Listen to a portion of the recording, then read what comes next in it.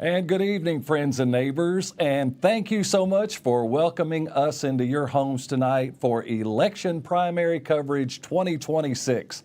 What an exciting night we have planned for you here this evening on the outlets of Wallingford Media, live here on WBON-TV Channel 9, streaming, of course, on our Facebook and YouTube channels, and on our radio platforms, our Big Dog 100.7, The Coyote, for all of you listening tonight.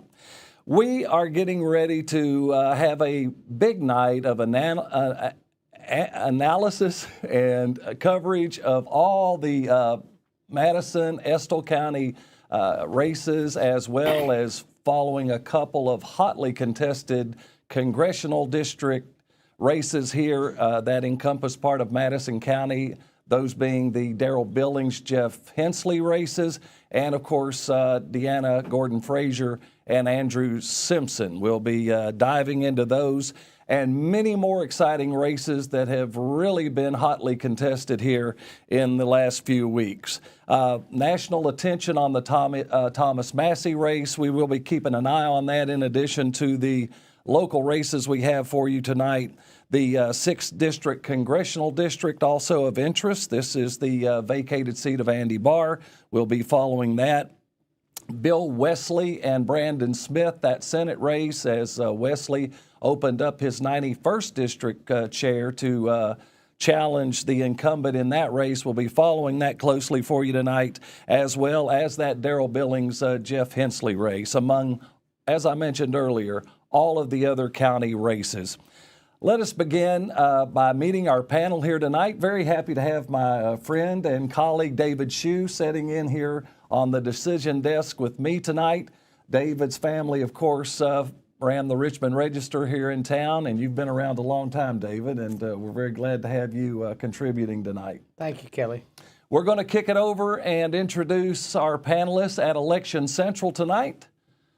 There is the always handsome Michael Watkins and Gwendolyn Morton. Michael, of course, our WBON-TV manager, and Gwendolyn, our host for Classic Request Live on the Coyote on Friday nights, and WBON-TV contributor. Guys, let's kick it to you and tell us what you'll be following tonight. Well, great. It's a big day, obviously, and a big turnout. Over 16,000, almost 17,000 voters turned out today in Madison County. Whitney McKnight is down at the Madison County Clerk's office, just sent that in to us, so thanks to her. And obviously, that is a big deal, around 23% of the voter turnout in Madison County. Glad to see that folks are getting out and letting their opinions be told. Yeah, it's nice to see people getting out. I think a big deal here in Madison County that has been such a great help to so many people is being able to vote in any precinct. You know, just being able to hit someplace close to work or close to school or whatever and just go and get the vote. I think that makes it so much easier for a lot of people, and I think it's really had a very good impact on voting in our county. I would hope to see more counties try to take over that and just get more people out to vote. We're going to be following a lot of the races as they come in. Like we said, we've got people in Estill County that are going to be reporting in. We've got Whitney down in Madison County. We're going to watch as these results come in. Kelly and David will be there checking those out. And we're going to talk a little bit about the background of the races. We're going to talk about the candidates, the incumbents, and those newly people that are coming in to try to take those seats. We've got background information on those. Lots of great races here in Madison and Estill County that we are going to be following throughout the night. Just get an idea of what we're going to see. A lot of races that are just going to end tonight. We got a lot of them that won't go on to November because of no competition in the other field. All Republicans or all Democrats. I think they're all Republican races. I don't think we have any that don't have a Republican. I'll look back over. But we're going to look at the county judge executive. We've got our incumbent Reagan Taylor, been in there since 2014. Maybe I'll have to look at that. We've got a couple of newcomers. Chuck Gibbons, of course, tried the last time on the Democratic ticket and was unsuccessful, so he has now switched over to that Republican ticket. We'll talk a little bit about that and what that looks like. And then, of course, we've got the new runner, Donna Agee. Talk about that. Jailer, we had a new jailer step in the midterm this year, or maybe last year, when Tussie stepped away for some medical reasons. We're going to take a look at that. We've got 3 in that race tonight. We're going to look at the mayor's race. We got 3 in the mayor's race tonight, two familiar faces, and I think we'll just talk a little bit about that as well. So we've got a lot of great points to talk about tonight. The Massey race that Kelly talked about earlier, that's a big deal everywhere, not just here in Kentucky. That's really been in the spotlight across the country. So we're going to talk a little bit about that, and we're going to go through these names and give you a little bit of background information. And as these numbers come in, we'll be giving them right here to you on WBON-TV. Yeah, and we've got a lot of reporters out in the field as well. We've got folks in Madison County. You talked about Whitney being there, already kind of giving us some information on what's coming in Madison County. And, again, 16,842. That was the number of voters from early voting and through today. And I went to Arlington. It was literally parked and left the parking lot in about a 5-minute. I mean, it was really quick. And again, I do think being able to vote, early voting and being able to vote wherever you can with the different number of precincts, that is a big deal. And speaking of those reporters out in the field, we will send it back over to the decision desk and let Kelly break down who is where and where we are going to have reports from. Back over to Kelly and David Shue. Thank you very much. We are also, let's take a look and introduce our field reporters that's out in the field tonight. As Mike mentioned, you have Whitney McKnight with The Edge in Berea. Great journalism there, and we're very excited to have Whitney as part of our broadcast tonight. She's with Clerk Barger in Madison County. Also in Estill County tonight, very excited to have my old friend Skip Johnson there, as well as Shyla McIntosh assisting there in Estill County, and they will be bringing all of the election totals in real time for you here live tonight. And my brother Tim helping out in Powell County tonight. We're going to be in Powell County, of course, to get those totals primarily for the Hensley Billings race, to figure those in with the Estill and part of Madison vote for you tonight. So you'll be getting that.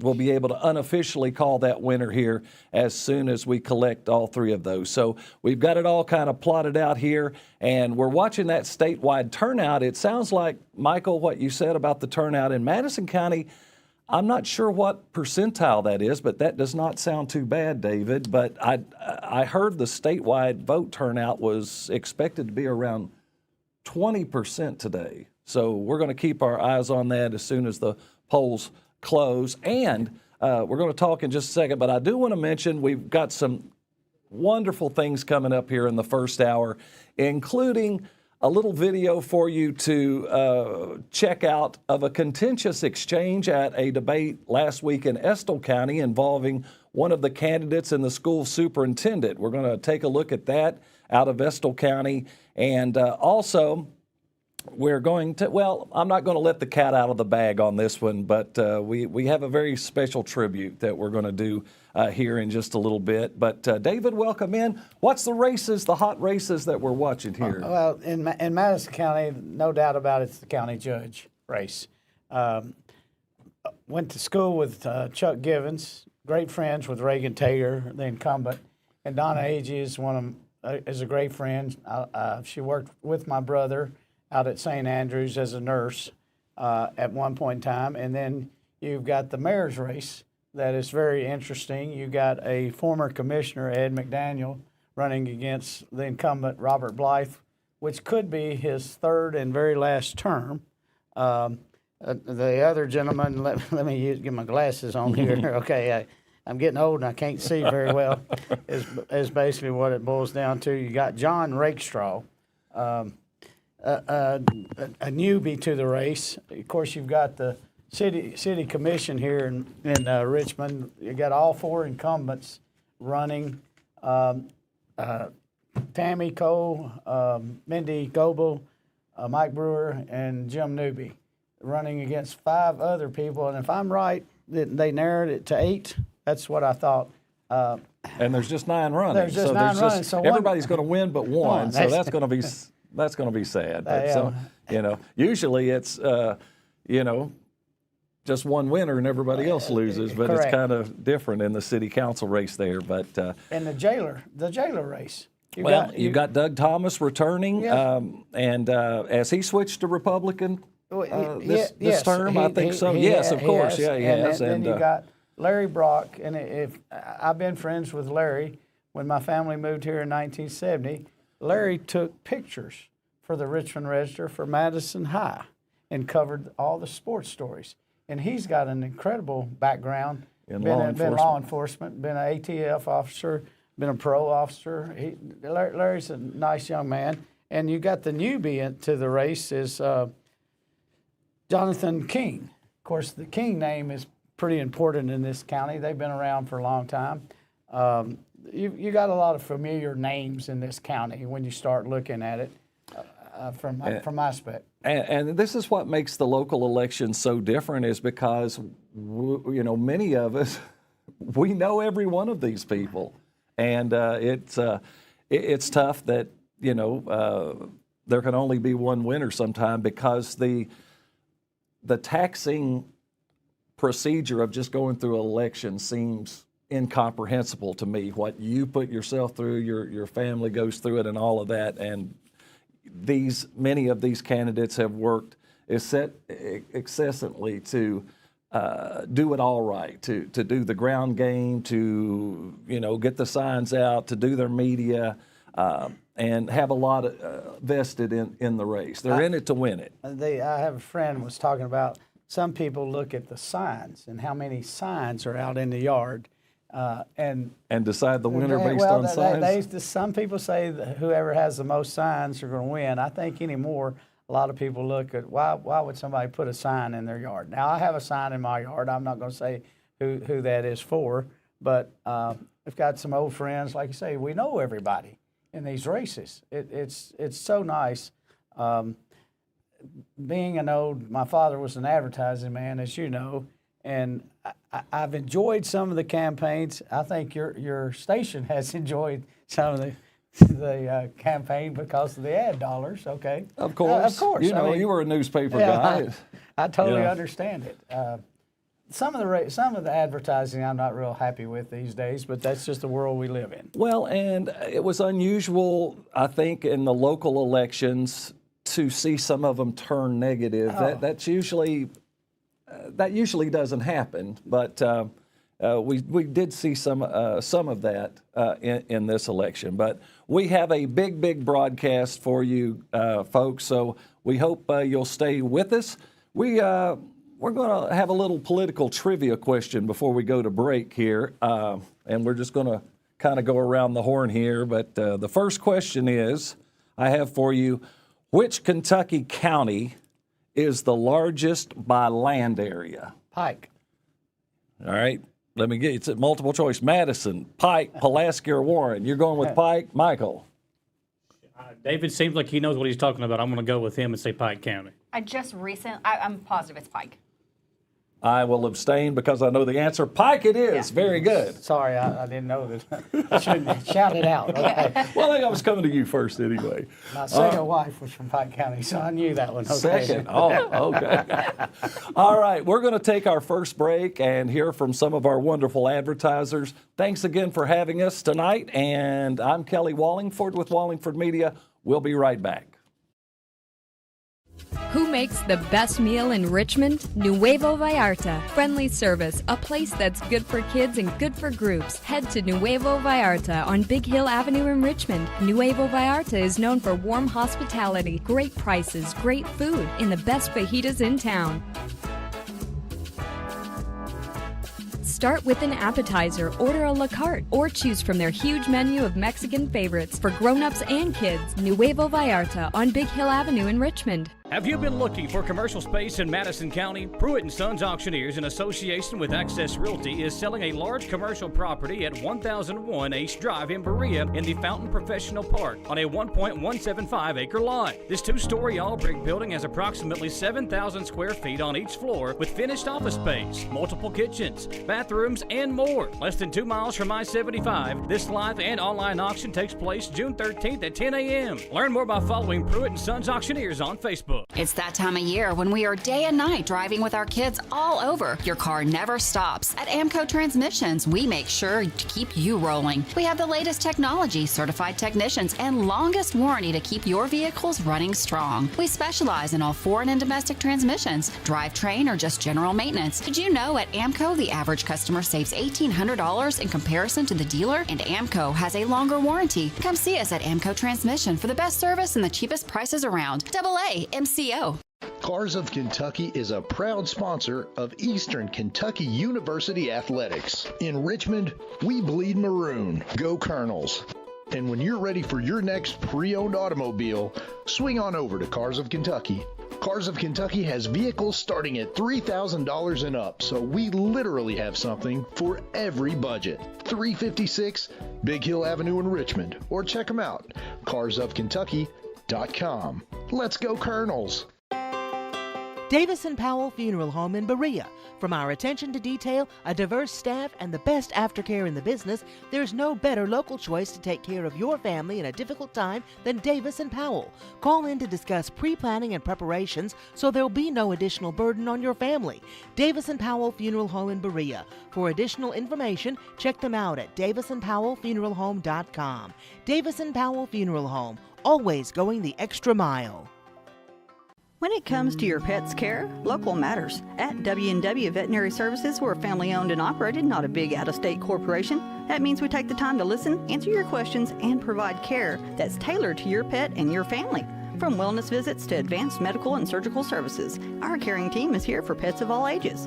We're proud to serve Madison County and surrounding communities because healthy pets means happy homes. Visit W&W Veterinary Services, 3001 Irvin Road, Richmond, and check us out on Facebook.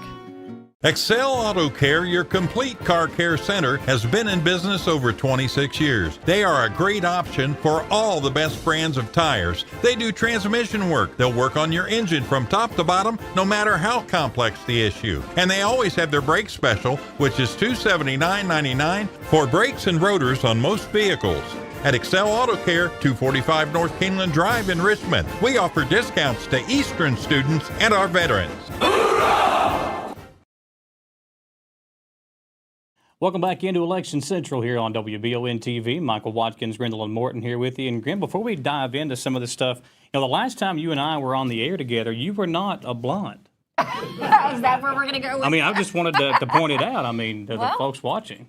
And you were less good looking. Wow. Okay. So there we are. All right, let's get back to the numbers then. Let's focus on this before I have to start tearing up a little bit. Oh, yeah. Yeah, it is a big day, obviously. And the majority of these races, again, they will just take the win following tonight's results.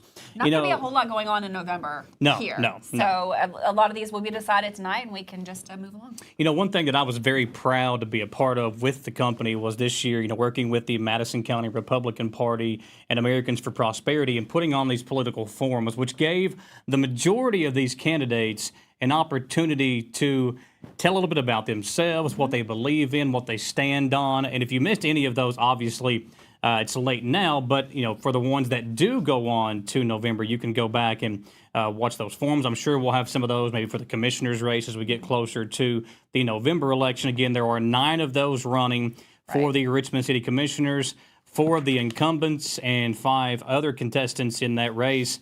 And along with that, 8 of the 9 will advance to November. 4 will get the seats for the Richmond City Commission. And, David and Kelly talked about the incumbents, Cole, Mike Brewer, Mindy Goebel, and Jim Newby. And there are some names out there. Bruce Frederick, I've heard a lot of good things about him. Mike Edwards. Kristen Arnold, who has been a city commissioner before. She was on, she took a break, ran against Blythe. The last election, I believe it was, for mayor, and now is back in the city commissioner's poll here. So we'll see how well she does. A well-known name like that. She's been out and about a long time in this political scene. So I would expect her to do well tonight. And again, those 4 incumbents are going to be hard to get out of the way in November. But we'll see how that shakes out. Like you were saying, some of these names, even though we're not commissioners in this past, they have some name recognition. Yeah, yeah. So. And I think when you look at some of the other races, we'll look at the magistrate for 2nd District there.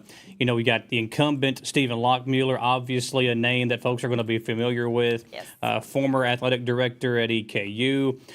Bruce Barnes, a former Democrat who said his religious beliefs actually changed his views, and that is why now he is running on the Republican ticket. And he's been on these tickets for a while. He has This been, is not his yeah. first That's another one name that either. we're going to Yeah. recognize. And then Charles Andrew Allen, a local barber, and very interesting about him, was following along with some of the the news over the last few weeks.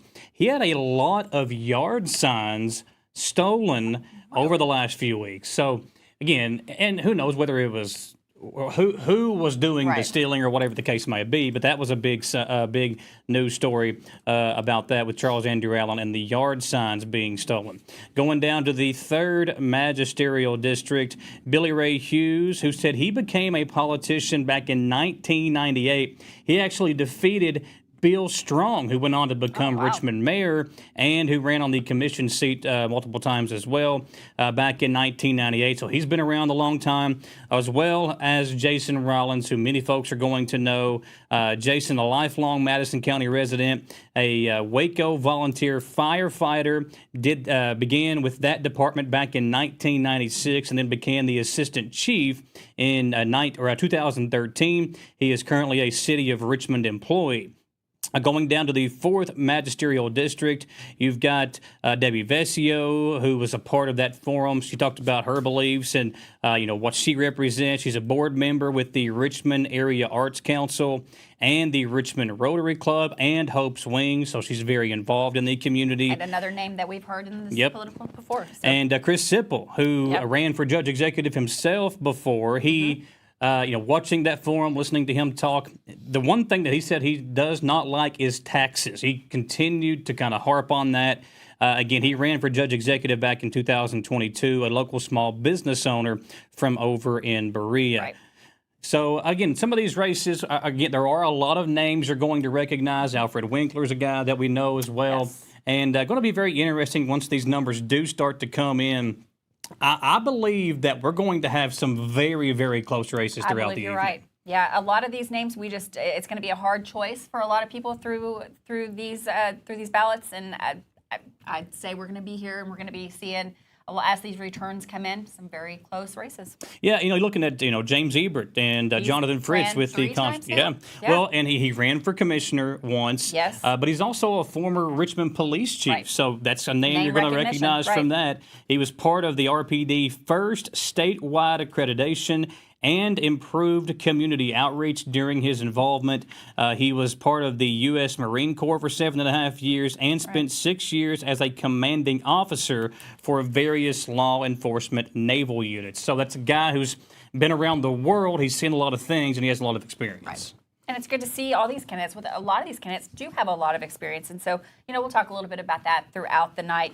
Moving through some of these other races, we can talk a little bit about the mayor's race. I mean, we've got Robert Blythe. This will be his last term coming in, and if he's elected, it's going to be hard. It's hard to beat an incumbent. Period. Yeah. But with his name recognition, it's going to be hard. Of course, we recognize Ed McDaniel, former city commissioner. He sat for 1 or 2 terms. Yeah, he was a part of at least one term that I know of. But Ed's, again, a name that he was very involved during his time as commissioner. And, getting to know Ed, he's a guy with a lot of energy, a lot of passion. Yes. But, again, with Blythe, that's a name that is going to be very difficult to beat.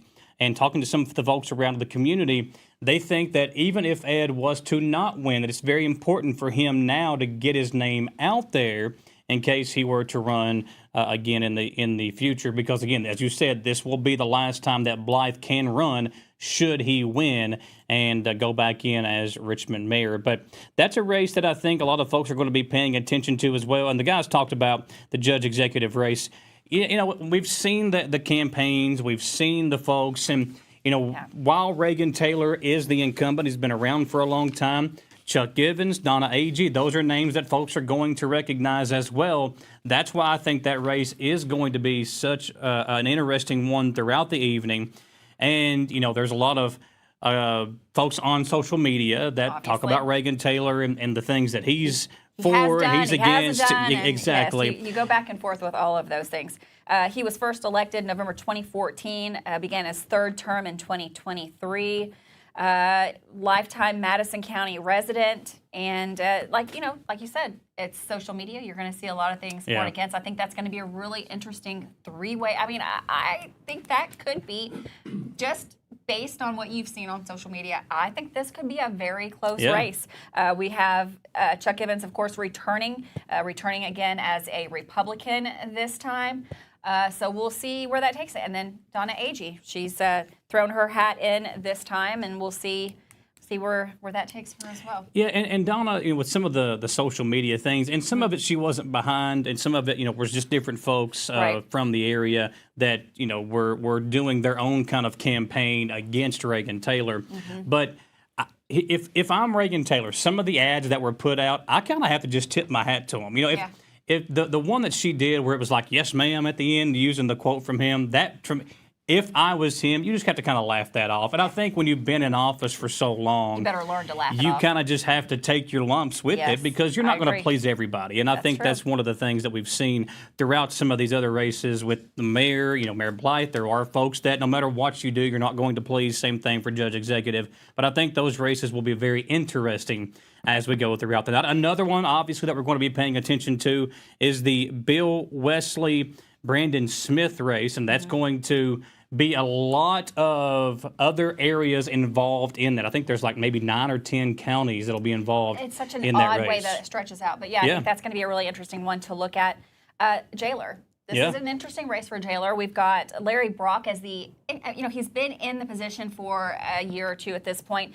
Took over for Tessie. Tessie had some medical issues that he wanted to step away from that position. Larry Brock is a former police chief from Richmond, stepped in and was able to take over that. But you also have Doug Thomas there, who is off, a previous jailer. So you have that dynamic there. That could go either way. Let's just face it, the jail has had some issues. Some things very recently, back in March. Very recently has had some issues, and there's a lot of people that are going to take that into consideration when they're casting that vote. Even up to deaths in the facility. So that's something that people are watching, are going to take that and make a decision on what is the best route for going forward. Are we going to, and Larry Brock, he inherited He a lot of did. that. January 1, 2025 was when he came in. Right. So, not all of that was his, but we have had some issues. And, you're going to always have something that's going on. But it'll be interesting to see how that shakes out. I'm not as familiar with Jonathan Everett King. That's kind of the new name in the race. And as far as he goes, he's a very experienced guy in, dealing with certain types of people.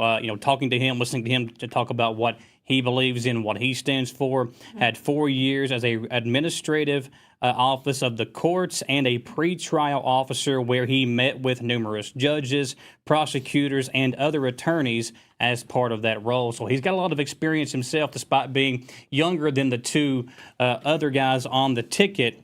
It is going to be interesting to see as those numbers come in, if he's able to keep up. And a lot of times maybe people say we want change. Well, Brock's been in there. Thomas has been in there. Maybe it's time to go with someone younger, and Jonathan King can be that guy. That very well. I mean, I would just honestly, I don't think I could be surprised on this, because it could go absolutely any way on this jailer race. Sheriff's race. We don't have a sheriff's race, of course, because after how many years, Mike Coyle is stepping down finally, and we have Tony Terry coming up. So we'll have some more information about that, because there was no one running, so he will step into that role. Yep. But we have some more information about that. We'll go into that in a little while. Had a very honorable run as sheriff. He did. Michael Coyle did. So. And I think the staff that he built is ready to take over. And Tony's a guy that we've all got to know very well. Mm-hmm. I think he can step into that role and just hit the ground running and keep things going here in the area. But before we go back over to the decision desk with Kelly and David, I mentioned that Bill Wesley, Brandon Smith race.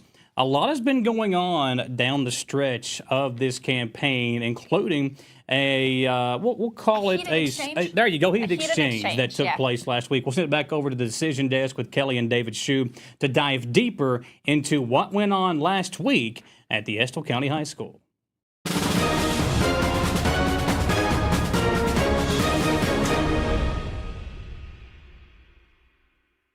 Couple of quick updates here. This is a very small percentage of the vote, but we're going to give you what we have coming in. This is primarily concerning the Andy Barr, Daniel Cameron race in the senatorial race, and this is 1% of the vote, but excuse me, Andy Barr is leading Daniel Cameron almost 70% to about 26%. So if that's any indication, that does not bode well for Daniel Cameron and bodes very well for Barr, but I'm not sure where that 1 percentile is coming from. And on the Democrat side, a much closer race, McGrath and Booker, 42% of the vote respectively there. So wanted to get that in. And yes, picking up this Bill Wesley, Brandon Smith race. It's one of the biggest Republican legislative primaries in our viewing area. And WBON-TV is on over the air here, but on cable systems all through the district here. So this is a very important race that we're going to be following. Smith is the longtime incumbent. He's held the Senate seat since 2008.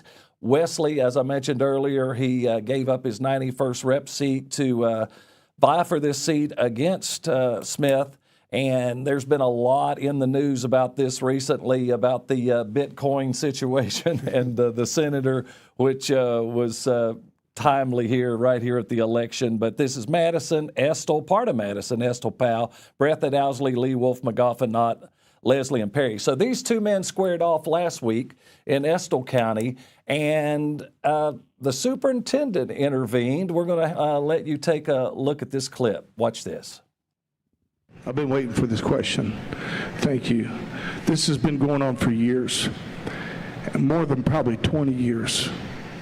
And I don't know if you know of any kind of other officials has fought for our kids like I have, or fought for a new middle school because of the failing structure, but I have. And a lot of people has known about this problem, this issue, and passed the buck on to someone else. So let me go back a little bit. When I believe in August 7th of 23, when we was called to get together, talk about the school, and I was given an invitation to come. When we came to look at the school, it looks good on the outside, but we was instructed not to post any pictures, and maybe I shouldn't have, but I did. I believe the parents should know what kind of a school system or school facility that they were sending their kids to daily. And it was a problem that we need to address that. Now, when we went after that, being the first public official going after this school, then it seemed like I was attacked in a lot of ways. Now, the first year, or the first time that we tried to get a game plan together, none of the paperwork was turned in. So therefore, there was nothing in place. I know that others sent out mailers against me saying that Representative Wesley could not get the money. But that wasn't the fact. The money wasn't turned in the first time. So we hit it again. We went for the $5 million. The $5 million was given to us, and then now we're on to a $10 million check because there were some funds mishandled in the $5 million. And so hopefully I can close with my remarks with that. But that $5 million, that was to relocate the kids only, and them funds wasn't used for that. Mr. Wesley, but your time has elapsed. Thank you. Mr. Wesley, I'm going to address that because that's not true. The $5 million was to either relocate the kids or to start a plan for a new middle school. I was in that meeting with you, so was the school board. We looked at relocation. You could not relocate with $5 million, so we started a plan for a new middle school. Those other people that was in this same meeting, you're lying right now. Please cease the undertone. Please cease the undertone. But you're lying. You did? No, I'm not lying. Yes, sir, you are. I'll give you credit. You did help us secure $5 million. Absolutely. And it was But I'm not mishandled. lying about that. The $10 million is to be given for relocation of the kids only. And it's not going to be given to the school, Please cease the undertone. but by Eric Gibson, Mr. the Wesley, EMA. please, thank you. I am too. I am too. You're not going to. Ladies and gentlemen, this is a youth event, and you are arguing right now. Sit down, and we are going back to debate. Thank you.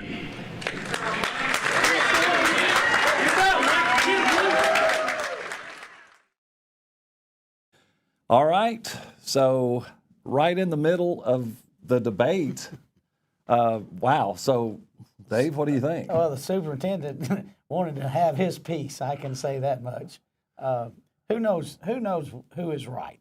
That's what I would say. I thought we might have a fight. Well, it got pretty raucous, as you can see. Michael?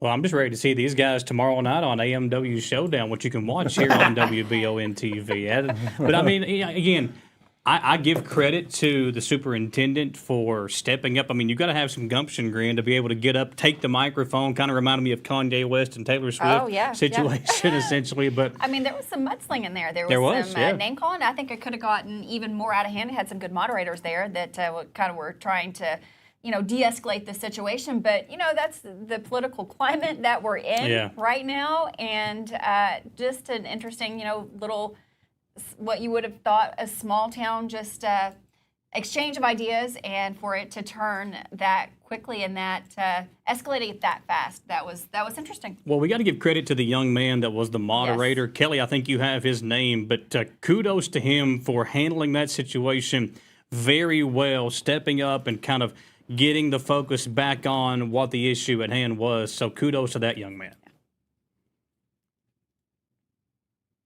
That young man is Lincoln Wilburn. He was the moderator and I believe the president there at the Estill County Y Club.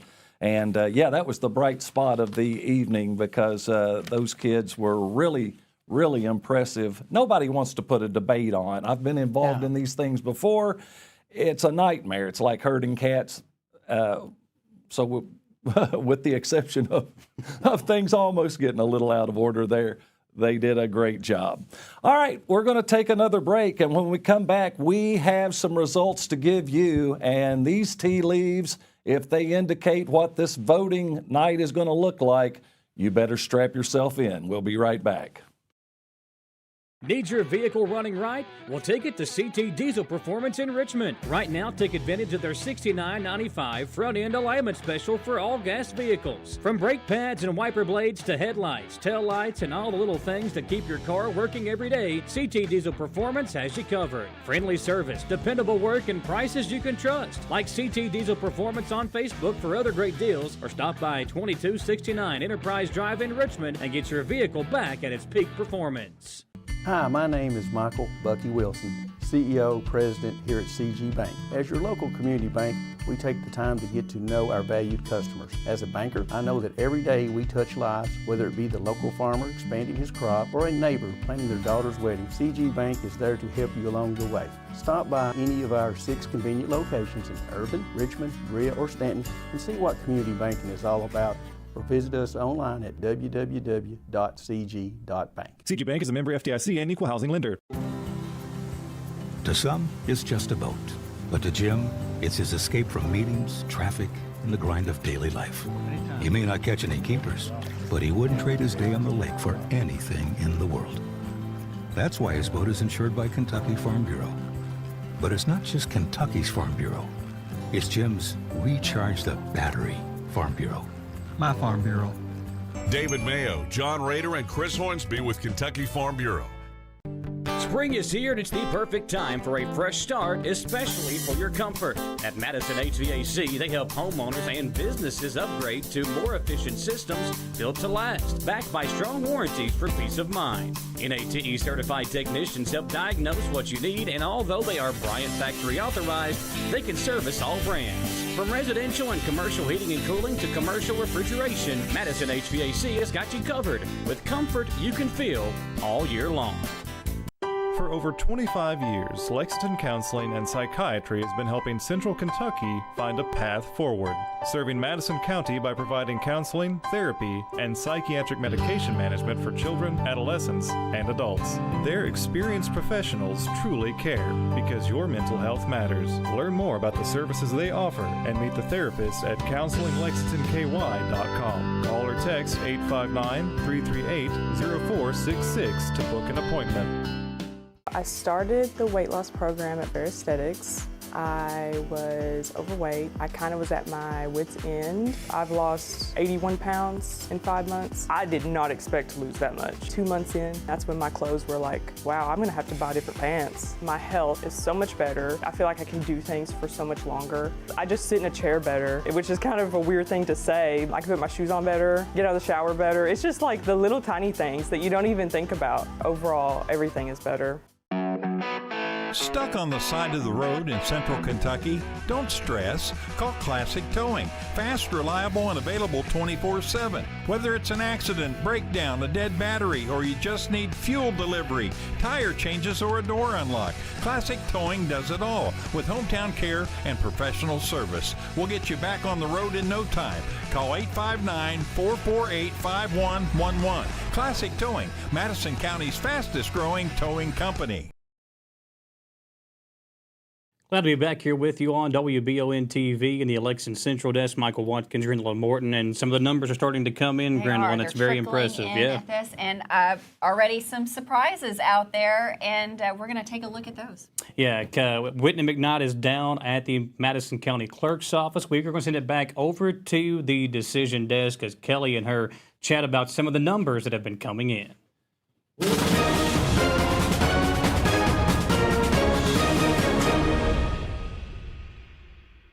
All right, on the phone with me is Whitney McKnight with The Edge in Berea. Whitney, welcome to the broadcast. So great to have you and your professional journalism on the team coverage. You are at the clerk's office and you're seeing some numbers. Hi there, Kelly. It's a pleasure to be on the team with you. And yeah, I got their early numbers. We don't have any totals from the polling stations yet. These are all just early voting. But the numbers are a little surprising. Right now we have in District 1 for the magistrates of the county, Terry Napier is leading Brian Combs, Terry's leading Brian Combs by about 20 votes. And in District 4, Bruce Barnes is only about 20 votes behind Stephen Lockmuller. And the early voting for Donna Agee was about 300 plus over Reagan Taylor right now for county judge executive. But we don't have any other live totals yet. Those are just from early voting. So is Givens in the totals there for the judge's race as well? Do you have the... He didn't, nothing really came up. Okay. I'm looking at it now. Yeah, nothing came up from early voting with Givens' name. Obviously, that doesn't mean that nobody voted for him, but that's just not in my totals. And I got the Agee figure, 300 and Judge Taylor? It's about a $300 differential. So Agee's ahead by about 300. In the early voting, and that's just the early voting numbers. That's correct. We let me ask Kenny, have you had any stations come in yet? 2 come in, but they got to be downloaded. So 2 stations have just come in, and they are now in the process of downloading all of the votes from those 2 polling stations onto the system here. Probably have the votes back in about 10 or 15 minutes. Excellent. All right. Well, we'll check back with you. Very exciting. And it sounds like live action is starting to happen, and we're going to start seeing some figures. So we will have you back real soon. Thank you, Whitney. All right. Thank you. Bye. All right. So there you go. Whitney McKnight. She's at Clerk Barger's office. We also have Skip Johnson and Shyla there in Estill County. We're going to be checking in with them very soon. I want to share some other figures with you that have come in, and let me get to them. This is the Smith-Wesley race. Now, this percentage of the vote, let me see, only about 4%, but Smith 475 to Wesley's 109. Now, this is going to be a territorial race, no doubt. Bill Wesley is popular in Estill, in Powell, and ties with Breathitt. Smith from this encompasses, as I said, 12 counties there, and we're talking about Perry, Leslie, Knott, McGoffin, the areas that he's from there. So should be interesting race. We are up against a hard break. We're going to take it. Hope you'll trade and patronize these fine advertisers that are making our broadcast possible here tonight. And so much more on Election Primary 2026 is on the way. Stay with us. Who makes the best meal in Richmond? Nuevo Vallarta. Friendly service, a place that's good for kids and good for groups. Head to Nuevo Vallarta on Big Hill Avenue in Richmond. Nuevo Vallarta is known for warm hospitality, great prices, great food, and the best fajitas in town.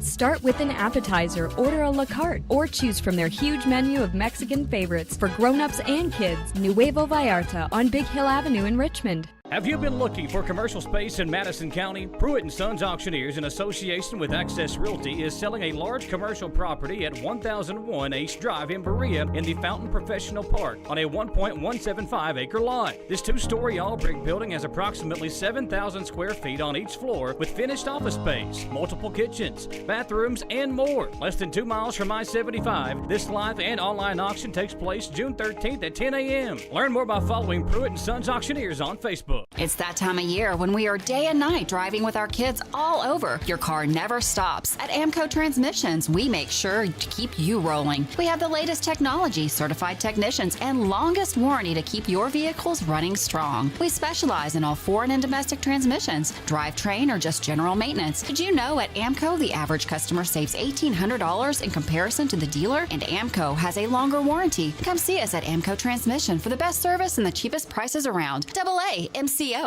Cars of Kentucky is a proud sponsor of Eastern Kentucky University Athletics. In Richmond, we bleed maroon. Go Colonels. And when you're ready for your next pre-owned automobile, swing on over to Cars of Kentucky. Cars of Kentucky has vehicles starting at $3,000 and up, so we literally have something for every budget. 356 Big Hill Avenue in Richmond, or check them out, carsofkentucky.com. Let's go Colonels! Davis & Powell Funeral Home in Berea. From our attention to detail, a diverse staff, and the best aftercare in the business, there's no better local choice to take care of your family in a difficult time than Davis & Powell. Call in to discuss pre-planning and preparations so there'll be no additional burden on your family. Davis & Powell Funeral Home in Berea. For additional information, check them out at davisandpowellfuneralhome.com. Davis & Powell Funeral Home, always going the extra mile. When it comes to your pet's care, local matters. At W&W Veterinary Services, we're family owned and operated, not a big out-of-state corporation. That means we take the time to listen, answer your questions, and provide care that's tailored to your pet and your family.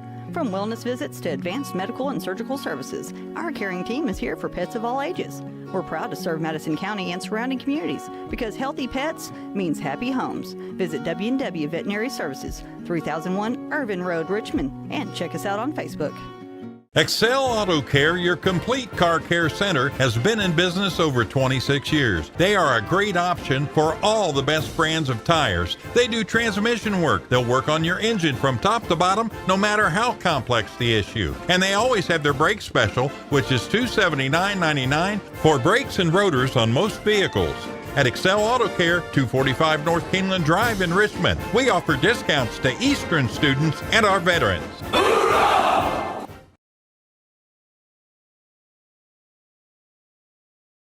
Back here at Election Central on WBON-TV in Grindeland, as some of these numbers start to come in, we wanted to focus on a race that's not being run right now, and that's the sheriff's race with Mike Coyle retiring. And a big deal here in the county is we really want to say thank you to Mike for his many years of great service. Man, what a great person. Just one of my absolute favorite human beings. I love Mike Coyle. He's been there for this community for years. He's been married to Linda, who I also just absolutely adore.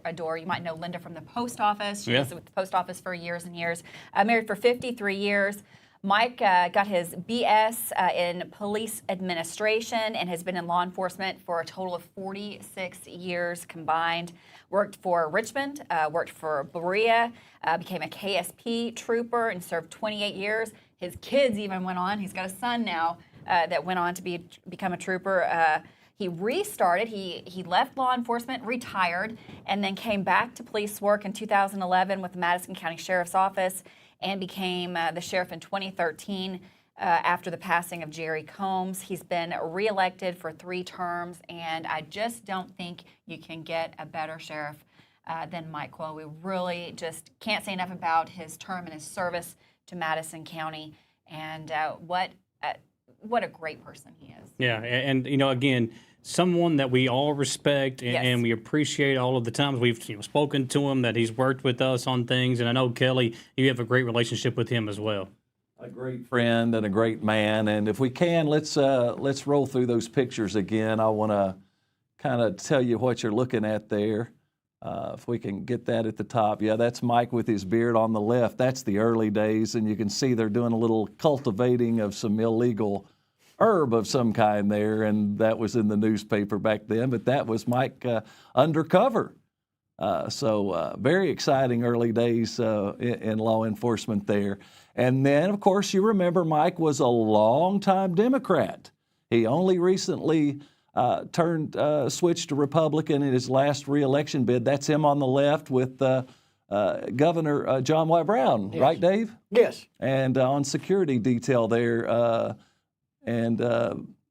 Just some great pictures, and we have one there. I got to work with Mike a lot there. He headed up the Trooper Island, which the state police do for underprivileged kids every year. It's a great fundraiser, and Mike worked it hard and got lots of donations and made that an absolute memory for many children. And just passed the torch to his son Toby there. Isn't that a great picture of, Toby went on to follow in his footsteps there in law enforcement, a state patrolman as well. They've been involved in many, many interesting cases and ordeals, and we're just, Toby just recently retired too, so we wish him all the best as well. And there he is.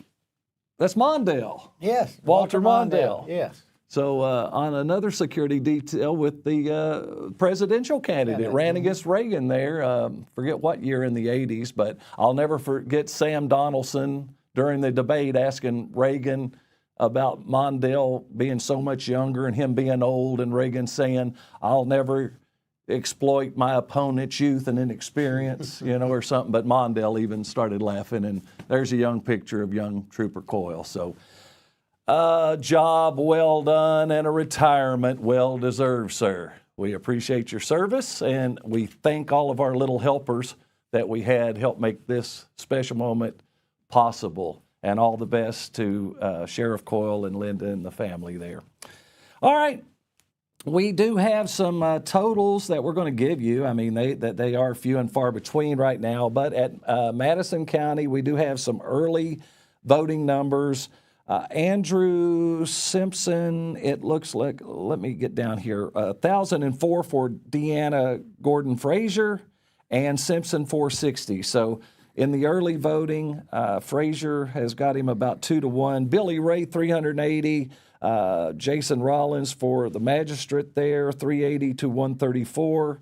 And let's see what else. Chuck Givens there. Let's see. We've got Chuck Givens, 498 was the total, but she said AG was about 300 ahead in the early voting there in Madison. So in Powell County, we are, of course, watching that Hensley and Billings race, and the early voting there. Now, this is Billings' home county there in Powell, which this is what makes this race interesting. You have a Powell County candidate, you have a Estill County candidate, and then Madison County, part of Madison County. So they're both fighting over that, and each trying to hold their own ground on their home turf. So in the early voting, it was Billings 651 over Hensley 212. So about 3-1 in the early voting. Again, that's just some early figures out of Powell County that we'll be watching.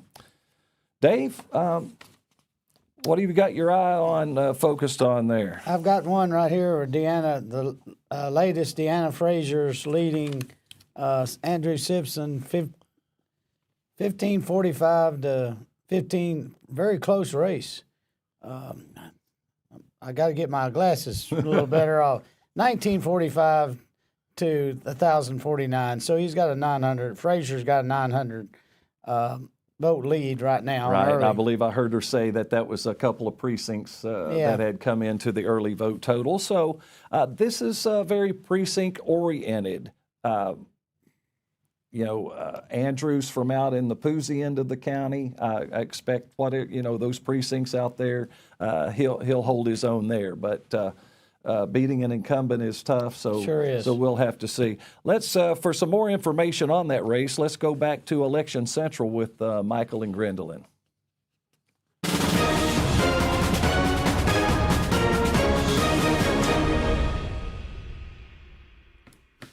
Yeah, Grant, talking about that race and looking at the way each person ran their campaign, the endorsements are always a big always deal. important. Yeah, and looking at some of the endorsements that each of them have, for Deanna Fraser Gordon, she was endorsed by the Kentucky Right to Life as a 100% pro-life leader, fighting for the sanctity of life in Kentucky. A Fraternal Order of Police, champion for public safety here in the state, backing the men and women who serve and protect. She was also endorsed by the Kentucky Chamber PAC as a pro-business leader, promoting economic growth and opportunity for all Kentuckians, and the Kentucky Citizens Against DV and Pet Abuse for protecting families working together to keep Kentucky families safe.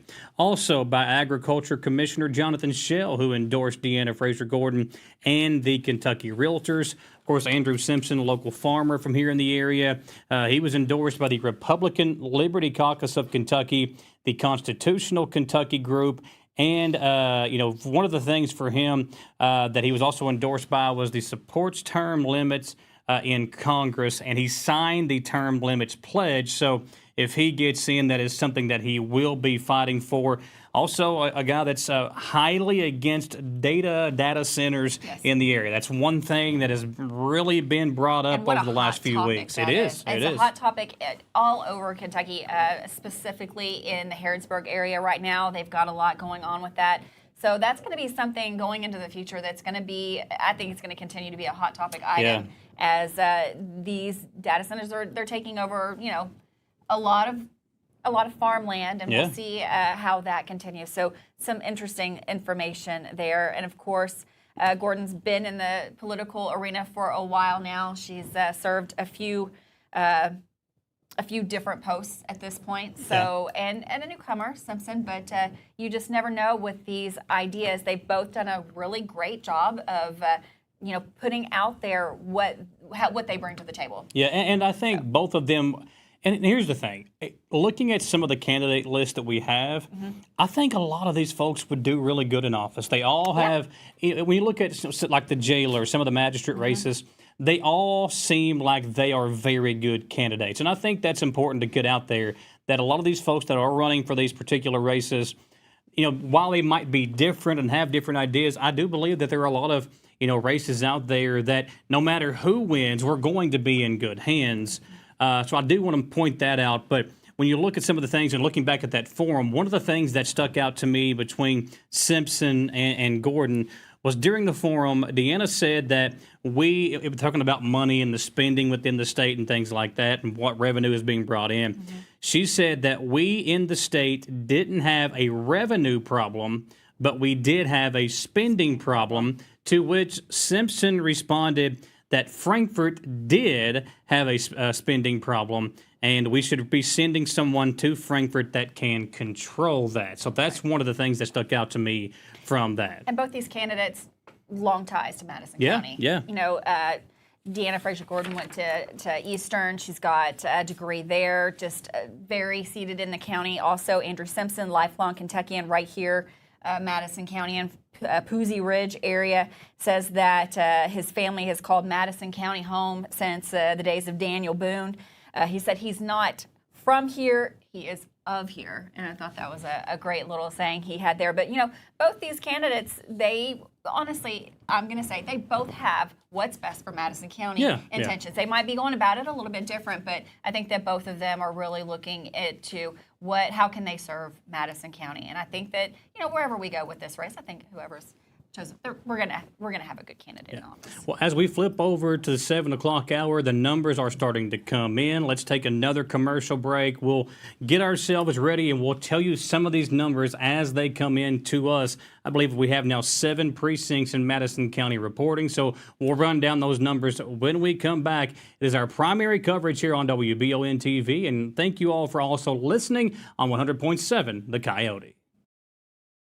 Need your vehicle running right? Well, take it to CT Diesel Performance in Richmond. Right now, take advantage of their $69.95 front-end alignment special for all gas vehicles. From brake pads and wiper blades to headlights, tail lights, and all the little things that keep your car working every day, CT Diesel Performance has you covered. Friendly service, dependable work, and prices you can trust. Like CT Diesel Performance on Facebook for other great deals, or stop by 2269 Enterprise Drive in Richmond and get your vehicle back at its peak performance.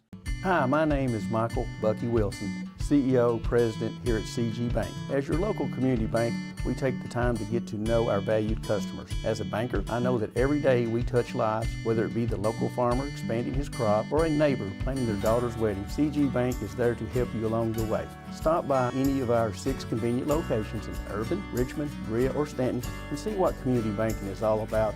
Or visit us online at www.cg.bank. CG Bank is a member FDIC and equal housing lender. To some, it's just a boat. But to Jim, it's his escape from meetings, traffic, and the grind of daily life. He may not catch any keepers, but he wouldn't trade his day on the lake for anything in the world. That's why his boat is insured by Kentucky Farm Bureau. But it's not just Kentucky's Farm Bureau. It's Jim's Recharge the Battery Farm Bureau. My Farm Bureau. David Mayo, John Rader, and Chris Hornsby with Kentucky Farm Bureau.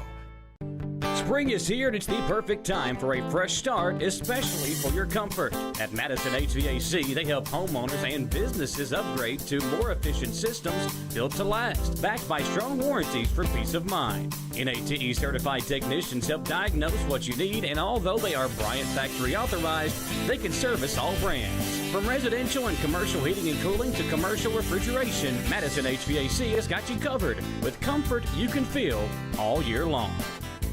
For over 25 years, Lexington Counseling and Psychiatry has been helping Central Kentucky find a path forward, serving Madison County by providing counseling, therapy, and psychiatric medication management for children, adolescents, and adults. Their experienced professionals truly care because your mental health matters. Learn more about the services they offer and meet the therapist at counselinglexingtonky.com. Call or text 859-338-0466 to book an appointment. I started the weight loss program at Fair Aesthetics. I was overweight. I kind of was at my wit's end. I've lost 81 pounds in 5 months. I did not expect to lose that much. 2 months in, that's when my clothes were like, wow, I'm gonna have to buy different pants. My health is so much better. I feel like I can do things for so much longer. I just sit in a chair better, which is kind of a weird thing to say. I can put my shoes on better, get out of the shower better. It's just like the little tiny things that you don't even think about. Overall, everything is better. Stuck on the side of the road in Central Kentucky? Don't stress. Call Classic Towing. Fast, reliable, and available 24/7. Whether it's an accident, breakdown, a dead battery, or you just need fuel delivery, tire changes, or a door unlock, Classic Towing does it all with hometown care and professional service. We'll get you back on the road in no time. Call 859-448-5111. Classic Towing, Madison County's fastest growing towing company.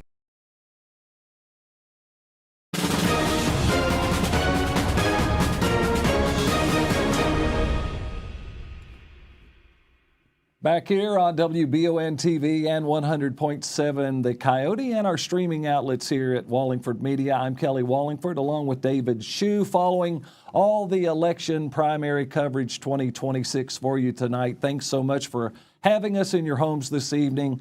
We haven't forgotten you in Estill County. We have a lot to get to there. Just nothing has made it into the court and clerk's office at this moment, but we're going to be checking in with Skip and Shyla and getting an update on that. We have some numbers in. Now, Michael mentioned 16,000 and change voted. We've got about 7,950 votes in these totals we're about to give you.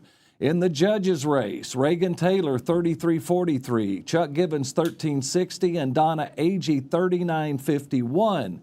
So in the judges race, that's 8,654 votes. So that's around half the total, if I understood the voter turnout today. And Agee right now is ahead of the incumbent Taylor by about 600 votes and change.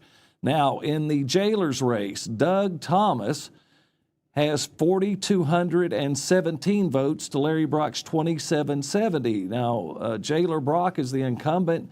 That is about 1,500 votes there, and King coming in with about 964 and about 8,000 votes cast in that race. Let's see what else we have for you in the Andrew Simpson and Deanna Fraser Gordon race.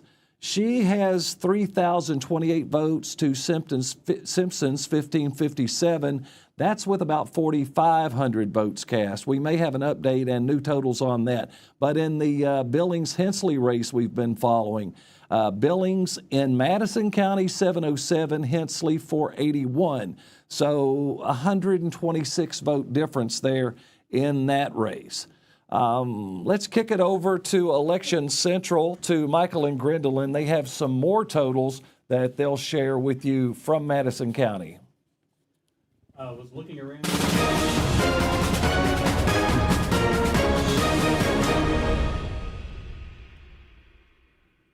Thanks, Gwendolyn and Michael Watkins here with you. Thanks, Gage. I tell you what, got to give a lot of credit to Gage. Gage. Behind the scenes, and Luke I mean, and Garrett. Everyone doing and fantastic. There's another back person there. that's working with us too that you know quite well. I've heard of her. Yeah, your daughter. Yeah, Adeline Morton's here she's in pretty the studio. important. She is. She's running numbers. It takes a lot to make Kelly and David look good. Right. You and I not as much, but it does Right, take a lot to make Kelly and David look good. So we really appreciate Gage She's for really keeping up with TikTok on her She- phone while she's helping. So well, that helps. Well, before you get to some of these numbers, was scrolling through some social media, and this is unofficial, but according to an account on X or Twitter, whatever you want to call, the Kentucky voter turnout, 0.3% for the state. This was posted 13 minutes ago. That 0.3%, there was trying to figure out the exact numbers there, but that's not very good if that is the total. That doesn't sound. No, we'll have to confirm on we'll that. try to get what that Yeah. looks like, but we'll try to get all that figured out. But that's what it said online. Maybe it was 3%, but still, that's not. I mean, we've got to do better than that. I mean, 23% was the number in Madison County. 16,842 was the number of voters that voted during this primary. That is 23%. So a record number of voters turning out over the last few days. Really appreciate that. And you've got some of the numbers for us to look at. We're going to look at the mayor's race. Ed McDaniel coming in with 1559. We understand that Rakestraw has, he withdrew earlier this week or maybe last week. Rakestraw. Yes, and Robert Blythe coming in with just under 3,000, so about twice the votes of Ed McDaniel. That's with almost 5,000 reporting right now. We've got that. District 1 votes. We've got Micah Johnson, Darian Botts, Tyler Frazier. Looks like running away with it, Tyler Frazier with 9,000 votes, 13 in, and Johnson with 2,300 and Botts with 1,900. So that one, that's going to be a hard one to overcome at this point. Tyler Frazier is looking really good there. I've got some city commissioner numbers coming in with 14,925. So this one, very, very close. As far as what the numbers are, I mean, we've got 16,842 voters reporting, and so far 14,925 tallied up, and very, very close. Jeffrey DeBar coming in right now. If we were to call it, he would be the one that would not go on to November. The other 8 would. But the other 8 all very, very close together there with Mike Brewer, 2,133. It looks like Tammy Cole would lead the way with 2,191. Mindy Goebel right there with her, 2,091. And Jim Newby, 2,028. So the 4 incumbents leading the way right now, according to the number of votes we have in. But Kristen Arnold, again, a former commissioner, she is right there in the race, 18,028. And we've got Bruce Frederick with 1,129. Mike Edwards, 1,398. And 1,285 coming in for Stephen Delaney. Again, 8 of these 9 will advance to the November general election. And Jeffrey DeBar right now coming in in the back of the pack of the commissioner numbers that we do have in. Speaking of the numbers that we have coming in, Whitney McKnight is down at the county clerk's office. Kelly Wallingford has another chat with her dialed up, so we will send it back over to the decision desk.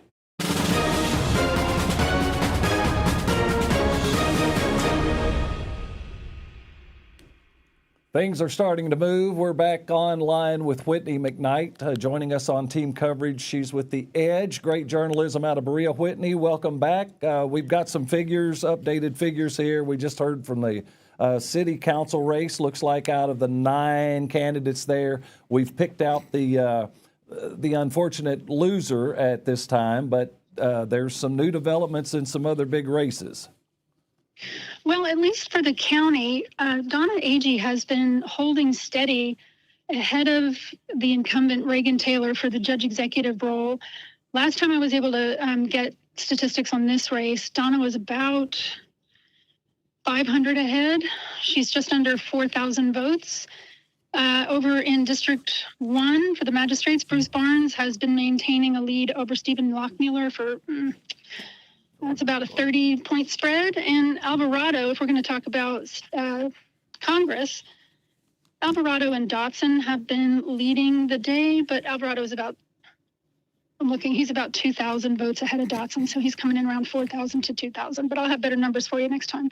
So, and Deanna Gordon is about 3,000 and Simpson's about 1,200. So I don't know that that's a surprise, actually, but the Donna Agee Reagan Taylor race seems to be unexpected, and Bruce Barnes, that's kind of surprising me too, over Lockmuller. Well, there's an incumbent perhaps in jeopardy there as magistrate, but the jailer's race as well. It looks like former jailer Doug Thomas is off to a nice lead. I don't know what percentage of the Madison County vote that equates to, but it's around what, Dave? A About little 40, under 8,000? Yeah. 4%. So I don't know if 16,000, was that the countywide estimate today? That the Yeah, vote and that's interesting because Kenny Barger, the county clerk, said that he did not expect it to be very high. But in fact, if it were going to be high, it would maybe be around 20%, but 23% of the county voted. So about a fifth of the county took themselves out to the polls and made themselves heard. Well, we just said that some source was reporting a 0.3% statewide turnout. I heard y'all say that. I don't know. I have to question that. That's just, it's depressing enough, the real number, but I don't think that can be it. But anyway. Okay, can I jump in and tell you, Reagan Taylor's got 3,610. Chuck Gibbons has 1449. Donna Agee has 4434. So she's leading now by about 1,000. About 1,000 votes, and that's with half of the vote in. Yeah, that is. And I've got Terry Napier is leading in the race with Brian Combs. The rest of them are not quite as high. I think there are 4 candidates, but Terry Napier is leading by about 50 votes over Brian Combs. That's Whitney, for Magistrate District 1. I know the level of work that you've put into this election there at The Edge. You've interviewed so many of these candidates and reported on so many of the issues. What are your thoughts as you see these totals coming in right now? I'm just interested. I'm actually surprised to see Brian Combs losing right now. I don't know if that'll even out, but yeah, I think just across the board to see these numbers coming in, what it tells me is that citizens who've been very upset about land use decisions are going to the polls and making themselves heard. That's really what's telling me. That's the sense I get, is this is about land use, because all of these people are involved in a land use type of decision. Well, this is quite interesting to say the least, that, there has been a lot of, how would you say, discontent that, and I thought maybe that was no different. It's just more amplified with the internet, but apparently that was not the case, that there was a lot of discontent and a lot of mentality, vote them all out kind of thing. You hear that kind of thing, but you don't see it materialize very often. But it's still early. We're not calling any races, but there's certainly a raised eyebrow. These have been the trends. Oh, sorry, Kelly. These have been the trends, though, all night. These have been the same trends. So it'll be interesting to see how they how it all pans out at the end. But yes, and if the trajectory continues, or if these incumbents that are sweating it out right now can turn it around. Very interesting reporting. Thank you, Whitney. You got it. I'll talk to you next time. All right, thank you. Whitney McKnight there again with The Edge with us live tonight at Kenny Barger's office in downtown Richmond, the clerk there, and doing a great job for us. David, what do you have to say? Well, you were talking about just a minute ago, the people that were against everything were very outspoken on the internet this time, and from my standpoint. Being an old newspaper man, I kind of scroll Facebook a lot, and there was just a lot of negative content from Berea Citizens Against. I can't remember what it was called. Well, yeah, that's another long story. Well, and it's just like I say, the discontent. You saw a few people standing up saying we're doing well. I spent 2 years on the planning and zoning for the city of Richmond, and it was a very unique experience. And basically, I told the mayor I was tired of upsetting half the people. And of course, you ran for mayor one time in your illustrious career. Don't forget that. But Richmond, I'm just proud to be in a growing, robust community. I know there's inconveniences and growing pains and all of that, but. Well, from what I understand, the county is still 86% agriculture. Now, when you throw in the depot, that means a lot, but it's not going anywhere as far as I understand. We're 40 miles from the largest automobile plant in the world in Georgetown, Kentucky. All the plants are building right along I-75, which is first or second most traveled highway in the United States. Runs from Montreal to Miami. This is just a happening place, and it's a beautiful place to live. Well, the judges' race in Madison County is sure one to watch here this evening. Of course, Reagan Taylor, the incumbent, been very visible. A lot of county projects, fiscal issues. Donna Agee, as you mentioned, long-time name recognition. She's just been in music and things that have connected her with the community. She is very well known. Of course, Chuck Givens is too. And the math, the old political analysis, like to say that the three people race favors the incumbent because it splits the anti-incumbent vote. But as you look at these totals, it looks like not right now. I don't know how you read that Chuck may have been the spoiler for Reagan if this trend continues. But we are early in the night. And what a big night it is. And we should have some developments out of Estill County. There's a big race for judge, several candidates for sheriff.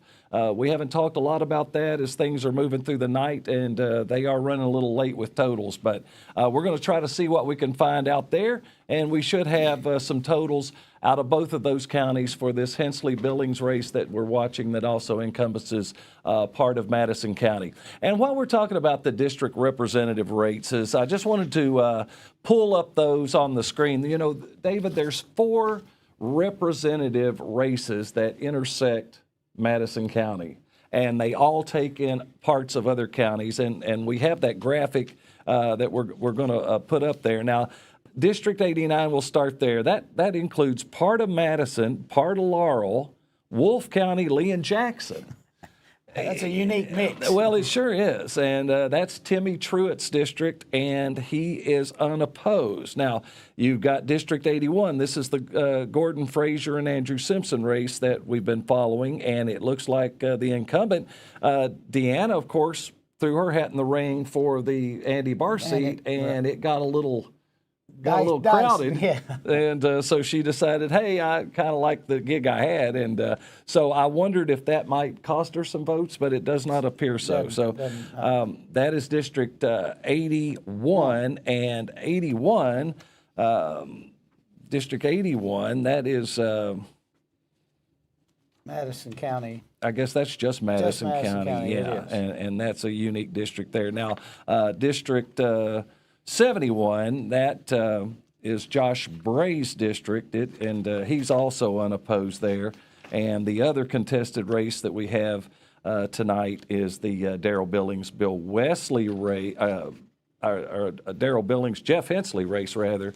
And that is one that we're watching here that includes all of Estill Powell and the eastern side of Madison County. It's kind of your old stomping ground. It is, and I'm interested in that race just because what we alluded to earlier. I've just known all these people for a long time, and I recognize the sacrifice and what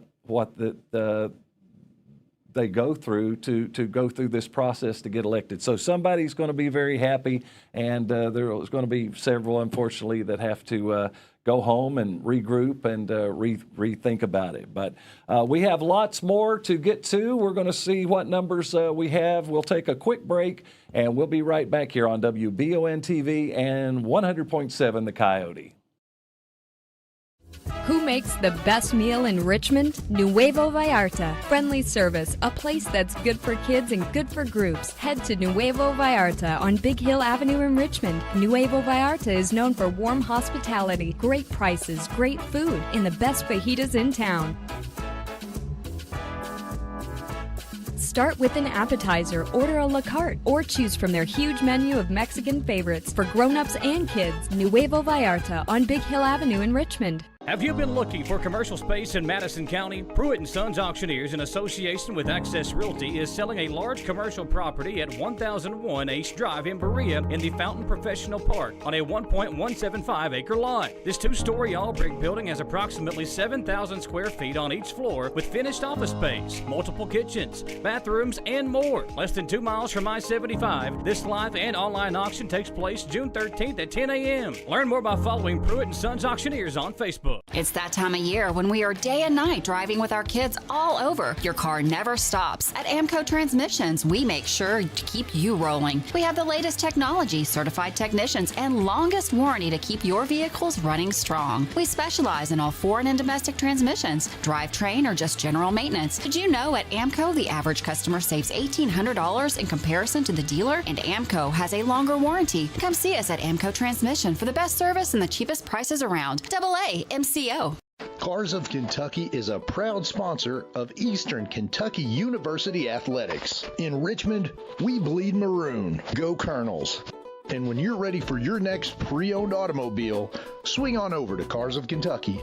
Cars of Kentucky has vehicles starting at $3,000 and up, so we literally have something for every budget. 356 Big Hill Avenue in Richmond, or check them out, carsofkentucky.com. Let's go Colonels! Davis & Powell Funeral Home in Berea. From our attention to detail, a diverse staff, and the best aftercare in the business, there's no better local choice to take care of your family in a difficult time than Davis & Powell. Call in to discuss pre-planning and preparations so there'll be no additional burden on your family.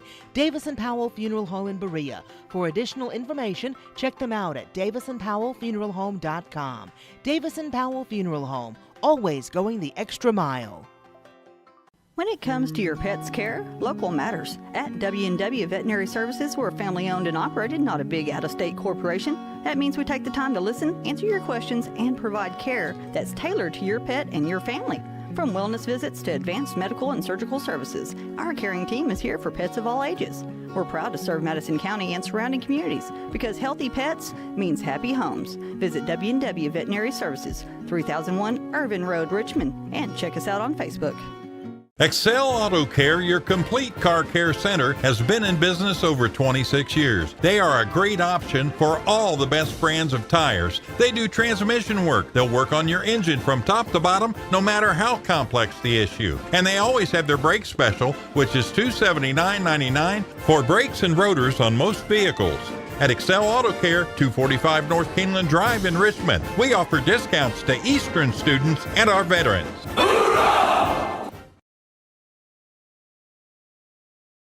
Welcome back into our live coverage of the 2026 primary election held today, and early voting, all the numbers starting to come in, Grin. The latest one that we just got in was Chris Sipple taking the lead there in his race with 769 votes. Another really highly contested race. Gary Thomas, 462, W. Vesio, 517, Alfred Winkler, 675, and Chris Sipple now with 769 votes. And with the 3rd magisterial district, that's also a tight one. We've got James Ebert with 842 votes. Jonathan Fritz, 975. So that one's about a 100-vote difference. Again, some of these are just coming in fast and furious, but very interesting to see as we talked about it. We thought that a lot of these races would be close, and again, there are still numbers coming in, but that has been the case thus far. And let's see, we talked about the Thomas, we've got the Fritz. District, 1st District, Napier, King, Sipple, Barnett, Combs looks like the front runner, very, very close, very close. Combs at 669, Napier 642, Sipple 629. So all 3 of those within 100, votes. Then coming down to Greg King with 322 and Barnett with 74. So that is just something that's going to take it right down to the wire on that. And the Lockmuller Barnes, 2nd District Magistrate, that one's tight as well. 20 votes at this point on that one. Lockmuller with 922, Barnes with 947, Allen at the bottom there with 343. The magistrate, 3rd District, Hughes and Rollins. Hughes with a pretty good lead there, 1368 to Rollins, 616. So that one, probably not surprising. Hughes is, not that both of those are very well-known names, but Hughes has been in the political field for a while. Rollins, kind of just stepping into that role. So I wouldn't count him out as far as future runs. I think that this is it's probably just a starting point for Jason getting your Rollins. feet wet type thing. Absolutely. And looks like Constable 3rd is Fritz and Ebert. Again, pretty close there. 842 for Ebert and Fritz, 975. Ebert, we've had his name on the ballot a few times before. He has run for city commissioner, and I believe he ran for this in the last election as well, the magistrate. So again, super tight at this point. Not sure. So that's with 1,800 votes cast on that one. So we'll keep an eye on that one as well.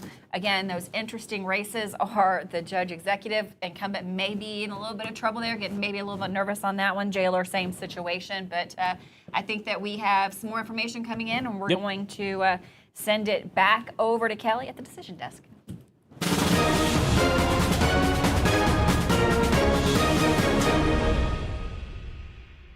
We're back. Skip Johnson and Shyla McIntosh are following developments for us in Estill County. It's been a long night, but Skip, it's great to have you on the broadcast here tonight. How are you, friend? I'm doing great, Kelly, and it's good to be here. I appreciate the confidence.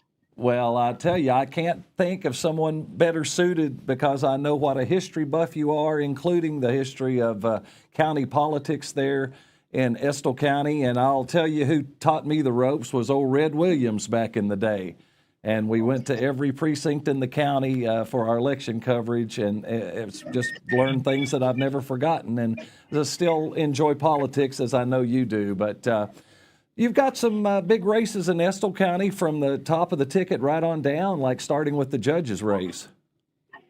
Yes, we do. And we are waiting right now for them to bring in, I think, the ballots from the Armory up at Cow Creek. Yeah, that's our last one. The last one, West Urban, all the rest of them are here. So are they? We're in the gate. All right. So they're just waiting them to turn us loose. So they're just going to release the whole batch together. Is that right? Evidently. Okay. All right. Well, then we'll just stand by until we get the totals. But what's some of the races of interest you think there in Estill County this year that might be some to watch? Well, Kelly is in several places across the state tonight. There's going to be races that are going to be decided tonight. The county judges race, of course, the judge executives race. Of course, Chris Flynn does not have anyone running against him as a Democrat, so we're going to be picking the Republican for the sheriff, your magistrates. Going to be it's a very interesting night, and this is what makes America great. This child and I have been sitting here talking. This has worked for 250 years, and it's an honor to be here and be part of this tonight. Well, what was it you said? If you don't vote, you don't have a right to complain?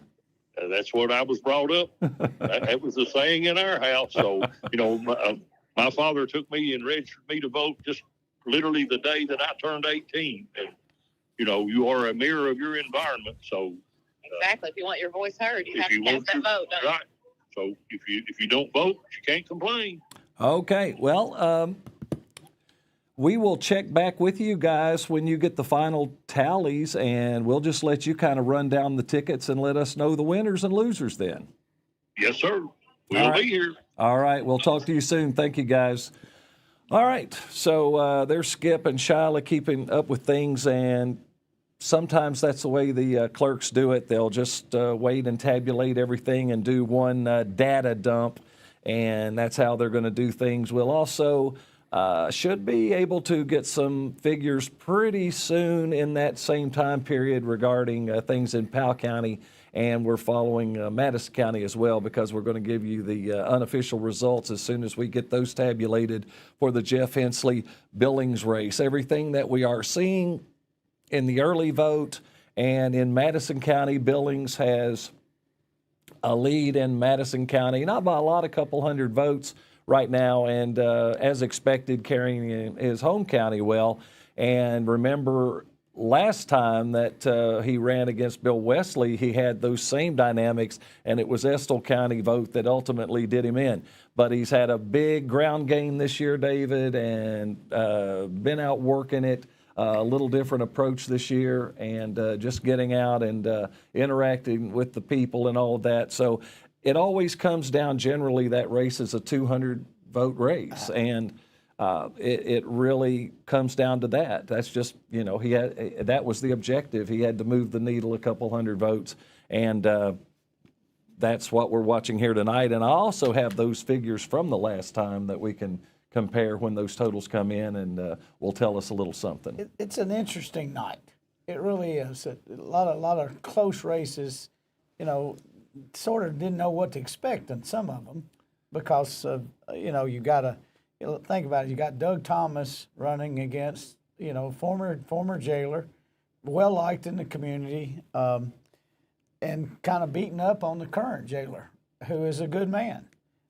You've got Reagan going up against, like you said, you would think Donna and Chuck might split the anti-Reagan vote, but it looks like Chuck and Reagan are splitting the anti-Donna vote. I don't know. Yeah, early signs, yes, that's very analytical, exactly. And I didn't know how that was going to break. If maybe a three-horse race would divide the votes three ways, like we've seen in a couple of these races in that magistrate district, where everybody's got 620-some votes. It's going to come right down to the wire. And not being down at the clerk's office, and I talk about what districts have reported. Is a big Reagan district out there that hadn't reported? Is a big Donna district out there that hadn't reported? So to me, that's kind of the unknowns right now, as I would see it. I mean, we just saw something where Andy Barr really has done an unbelievable job, which was predicted. I mean, it really was. He had, last I heard, he had a 20% lead going into today. Well, he's winning by more decisive figures than that, but we do have breaking results right now. Whitney, are you with us? I sure am. All right, so the final results are in for Madison County. We're going to turn it over to you. Well, I have been told by our county clerk, Kenny Barger, to make sure I remind everybody these are unofficial results. They will not be finalized until Tuesday when the state certifies them. So these are unofficial, but they're final for tonight. So I'll start with the county judge race. Donna Agee, 4,566, 1,000 more than Reagan Taylor at 3,686. So we'll call it for Donna Agee in the judge executive race. Wow, what an upset tonight. It really is, actually, and especially by so much. That's 1,000 votes, more or less. and Chuck Gibbons had 1470. So, what people were expecting was that he was going to throw the race to the incumbent, and that didn't happen. It Not did by a long not. shot. So let's see. We'll go to Magistrate First District, and it was a really close race between Terry Napier, Mike Sipple, and Brian Combs. Brian Combs pulled it out 704. Mike Sipple 662 and Terry Napier 687. A very, very close race. Wow. But the incumbent Brian Combs Slides in. Okay. All right, Lockmuller loses by 30. Bruce Barnes wow. for Magistrate District 2. He takes it with 950. Lockmuller had 927, so about a 30-point spread there. That stayed the same pretty much all night. Billy Ray Hughes, District 3.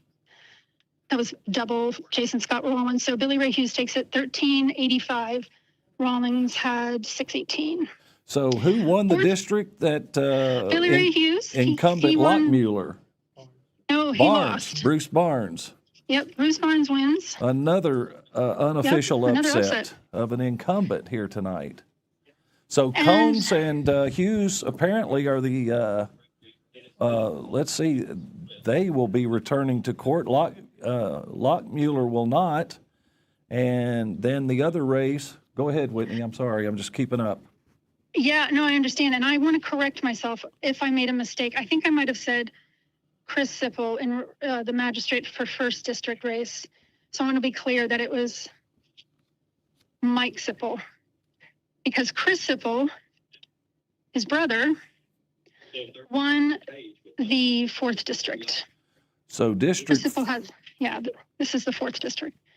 Well, this District is what 4, Chris Sipple has won that unofficially? Well, this was Tom Botkin's district, and Tom Botkin did not run again. So he was the incumbent, but he chose not to run again. So he stepped down.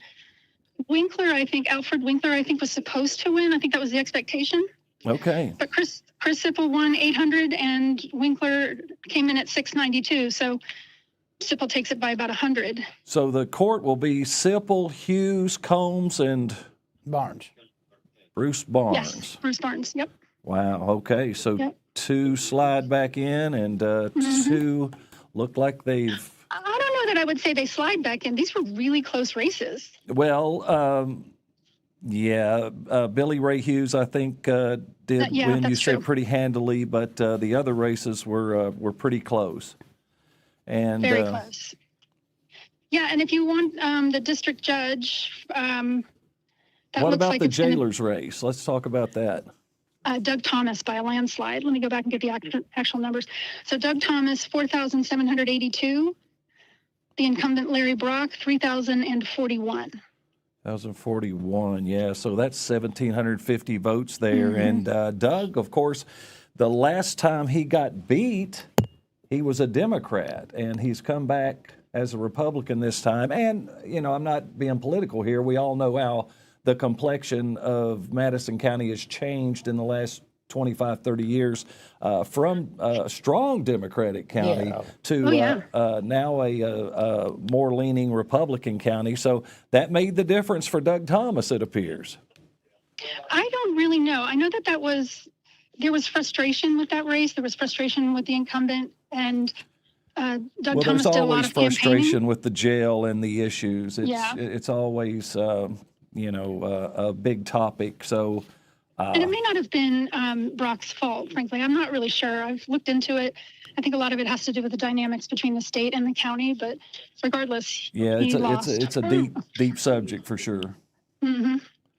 So those are the totals I have. And you had asked me before about what did I think was happening here, making the shifts so fluid until now we got these final results. And I would say, just expanding a little bit on that land use, people are a little wary of how quickly the county has been growing. The census said we were the fastest growing micro community or something And have been for several years. 1 or 2 are in the top 5, yes. And people are a little alarmed by that. There's good and bad to both arguments on both sides, because that anybody who's elected into office, their job is to make sure that there are jobs for people and that they can pay for services. So that comes when you have things that you can put a property tax on. But at the same time, traffic and other kinds of infrastructure issues come up when you grow fast. All right. Give me those Hensley Billings figures before you go, Whitney, and we're going to put those with our Estill and Powell totals in just as soon as we get those. All right, let's see. I had Hensley. That is the 91st representative race. It's the last page. While we're doing that. Sorry about that. I'm looking. I don't know that I got it from. Here we go. Billings 713 and Hensley 482. So Daryl Billings by about almost double. 220 something votes there. 713 to 482. Okay, and that's just the eastern part of Madison County. And let's just have a look at my crib notes from last time. Billings got a total, it looks like, in Madison County of 346. So he's improved by whatever that is, 140, 138 so votes. Okay, very good, Whitney.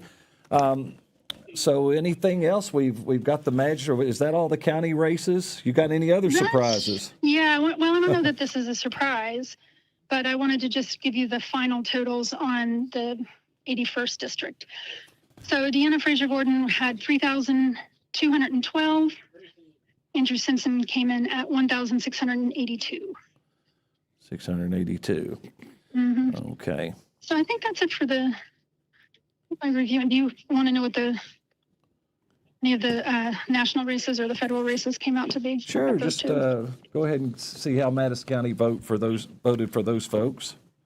Well, Andy Barr kicked it around. He got 6,732, and the closest by anybody was Daniel Cameron at 2,242. Wow. And everyone else, Nate Morris, who, he pulled out, so it doesn't matter. He had 265.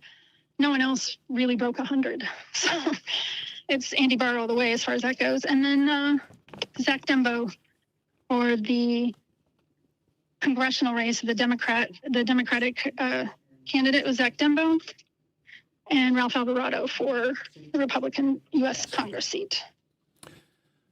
All right. Now, do you have the city commission totals? And by the way, Alvarado over Dotson, 4,946 to 2,535. That's in Madison County. And Alvarado statewide right now, I just had that, is looking pretty good carrying about 55% of the vote. So he's ahead double in front of Dotson. Yeah, right now. With, polls are just starting to close up there in Western Kentucky. And so that'll be a little while before all that's decided, but trending. I think Western Kentucky is more likely to go for Alvarado than Dotson. Dotson is from East Kentucky. He's kind of a hometown boy. That's going to be where his support is going to be. But he and Alvarado are both from Clark County. That's where they have lived for the last few decades. But you asked me if I have commissioners. I do. Yes, and mayor. I had mayor. Yeah, that was Blythe, the incumbent Mayor Blythe. Robert Blythe. He got 2,983. Ed McDaniel, 1,574. And Rakestraw, 219, but he withdrew. So okay. He withdrew last week. All right, so Mayor Blythe is back in. So, and then out of all the commissioners, everybody will go on till to November, but who? It looks like Jeffrey DeBar will not go on. He had the least number of votes at 846. Okay, so the rest Most everyone else was in the 2000s. And then out of the 8 candidates, there'll be 4 reelected. Well, and those will possibly be Stephen. Or 4 elected, I should say. Yeah, 4 elected, because Stephen Delaney's not an incumbent. He had 1,294. Oh, wait, you know what? I don't know that that's going to rise to the top of the 4. So we had Mindy Goebel, 2,105. Jim Newby, 2,039. Mike Brewer, 2,142. Tammy Cole, 2,204. I mean, that looks to me like we're going to have the incumbents back in office. Well, we've got the fall election to decide that, so Yes, but I'm looking at the trends, that's all. But you're right. You're absolutely right. There's still another election to go, but they came out with at least in some cases, 500 more votes. All right. Well, Whitney, thank you so much. Great reporting. We appreciate you working with our team coverage here tonight. Check out The Edge in Berea if you want some really great news coverage. I guess we will get those posted up here, those totals, as soon as we get them from you, Whitney. And we will see you here in a while, but great job, and thank you for the coverage here this evening. It has been my pleasure. Thank you so much for having me on the team, Kelly. Thank you. Good night. All right, Whitney McKnight there that's done a great job with Clerk Barger's office down there live on the scene. My goodness, our two-term county judge executive unofficially upset tonight, and decisively, it would appear, a big win by Donna Agee. Locke Mueller unofficially out. Tom Botkins, he didn't run. So Chris Sipple is in politics now. One of the brothers. One got in. And the dynamics are sure taking a change here tonight in Madison County. I want to say something. And Whitney kept talking about the land use. And this is my perspective. I'm a 1977 graduate of Eastern Kentucky University. Okay, and it's kind of scary. In 2 more years, I'll be 50 years graduated from Eastern Kentucky University, which is kind of, I look in the mirror and I understand why. But, you know, you've got people coming to Eastern, a lot out of Eastern Kentucky, a lot out of Ohio, a lot out of Louisville, and they come here and find out how nice this is to live. Okay, and being on the planning and zoning, I understand a lot of the issues because everybody's against apartments. But you know what the average age of a homeowner in America is today? 46 years old. Okay, and unless your parents have money to give you a down payment, a young person has no chance with the cost of housing and coming out of school with debt. Okay. Oh yeah. And we sometimes forget about Berea College. They come here to go to Berea College, and they find out that Berea and Madison County is not a bad place to live. Well, if you've been around 2 or 3 decades, you remember where there was cattle, where the Richmond Mall was. You remember where there was cattle, where the new bypass is. I don't have to, everybody remembers. We know the explosive growth. I just, I just don't know that how that's a bad thing. And my question is, how are you going to stop it? Well, that's just it. That's why leadership is hard. And, that again goes back to now that Donna Agee has won, now she's got the burden. Wish her the best. Wish her the best. I made a statement to somebody this week. Why would anybody want the job? Well, and it's like the dog chasing the car. The old man said, what was he going to do when he caught it? Yeah. So, we are going to have an interview with our unofficial winner, Donna Agee. I can guarantee you that here in just a little bit. We promised earlier in the broadcast a race in Kentucky that has garnished an immense amount of national attention is the Thomas Massey race and Ed Gallrein.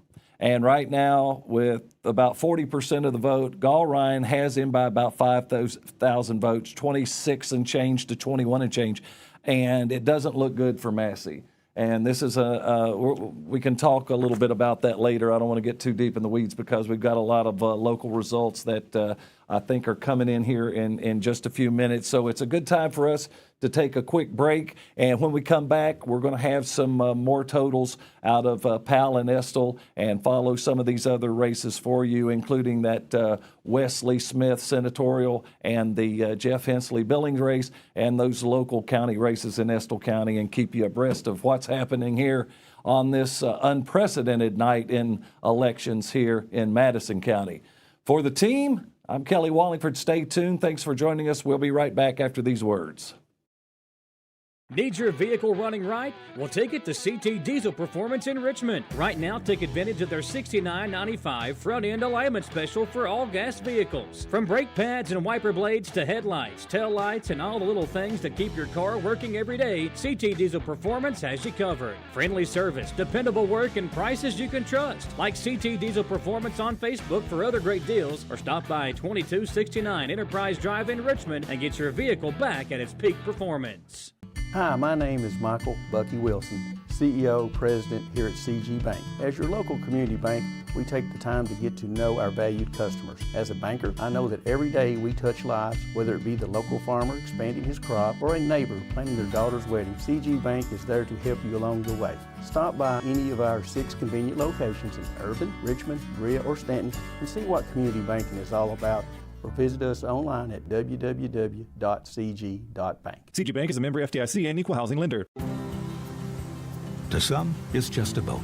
But to Jim, it's his escape from meetings, traffic, and the grind of daily life. He may not catch any keepers, but he wouldn't trade his day on the lake for anything in the world. That's why his boat is insured by Kentucky Farm Bureau. But it's not just Kentucky's Farm Bureau. It's Jim's Recharge the Battery Farm Bureau. My Farm Bureau. David Mayo, John Rader, and Chris Hornsby with Kentucky Farm Bureau. Spring is here and it's the perfect time for a fresh start, especially for your comfort. At Madison HVAC, they help homeowners and businesses upgrade to more efficient systems built to last, backed by strong warranties for peace of mind. NATE certified technicians help diagnose what you need, and although they are Bryant factory authorized, they can service all brands. From residential and commercial heating and cooling to commercial refrigeration, Madison HVAC has got you covered with comfort you can feel all year long. For over 25 years, Lexington Counseling and Psychiatry has been helping Central Kentucky find a path forward, serving Madison County by providing counseling, therapy, and psychiatric medication management for children, adolescents, and adults. Their experienced professionals truly care because your mental health matters. Learn more about the services they offer and meet the therapist at counselinglexingtonky.com. Call or text 859-338-0466 to book an appointment.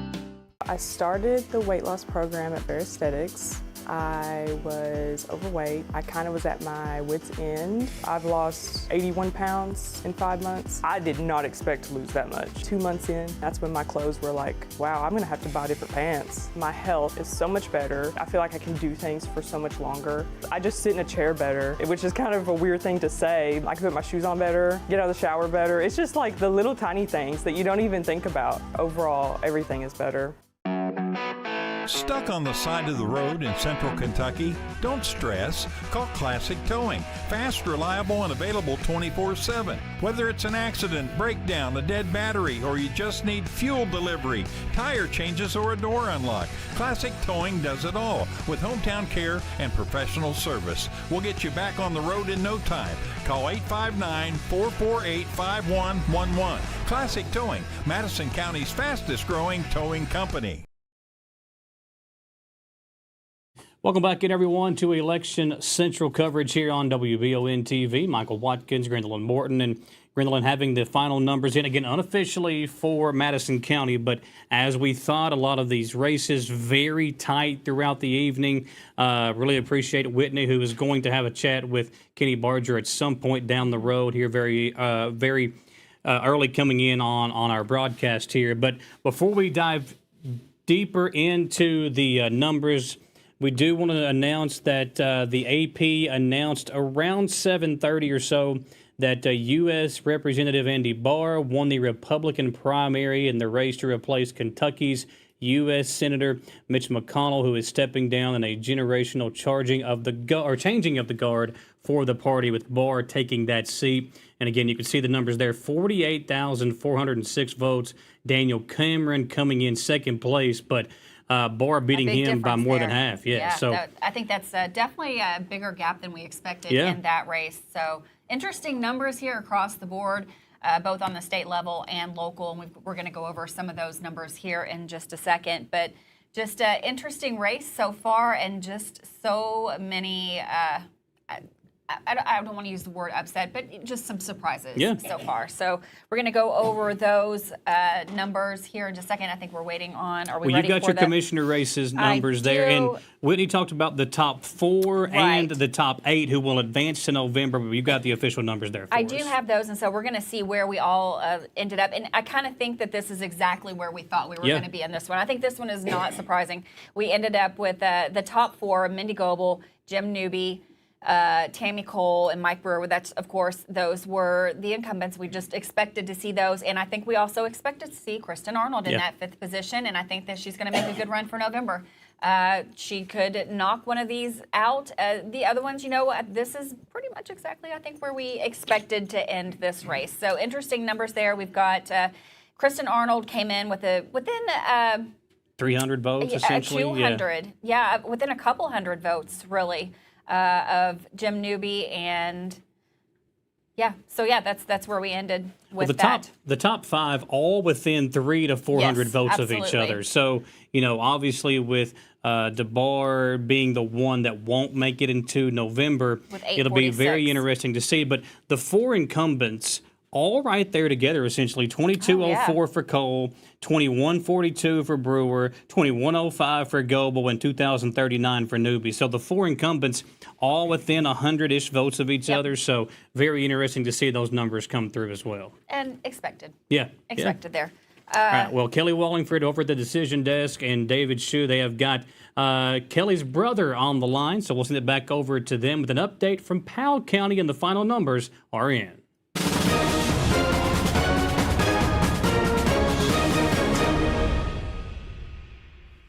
All right, we are back, and we are going live to Powell County to get some updates on the voting there in this Hensley-Billings race we've been watching through the night. And while we're there, we'll see who the other big winners. Welcome my brother Tim Wallingford from the Powell County Courthouse. Good evening, brother Tim. Good evening, brother Kelly. How are you? Things are going big tonight. We did not have the voter turnout in Powell County that I would have liked to have seen. I think the total numbers were hit right at about 32% total Republicans and Democrats both. As far as the like you said, the highly watched Billings and Hensley race, no surprise here that Billings had a commanding lead there. He ended with 1,472 votes to Hensley's 460. All right, so that's about 1,000 vote differential. So right now the tally of those two, Hensley's at 942, Billings at 2205. So essentially, when we get these Estill County totals, Hensley's going to have to show a big run there because he's about 1,250 votes or something down. So, all right, very good. Also, highly watched in the representative in the sixth district, we had Ralph Alvarado narrowly beating out Ryan Dotson by 177 votes in Powell. Andy Barr had a commanding lead in his race. We had some real tight-watched local races with our county judge exec. Eddie Barnes, the incumbent, was able to hold on to that. Our county clerk had retired, and it came right down to the wire between Cheyenne Horn and Billy Campbell, with Cheyenne persevering with 15 votes. Wow. Barn burner. Sheriff incumbent upset. Incumbent Danny T. Rogers was beaten out by Clay City Chief of Police Ian Morton. And that was a tight race as well.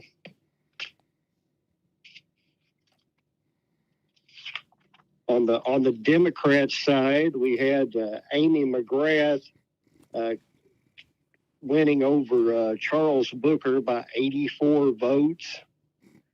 And Zach Dembo narrowly pushing out Sherilyn Stevenson by 38 votes. All right. Was the Jailers race contested there?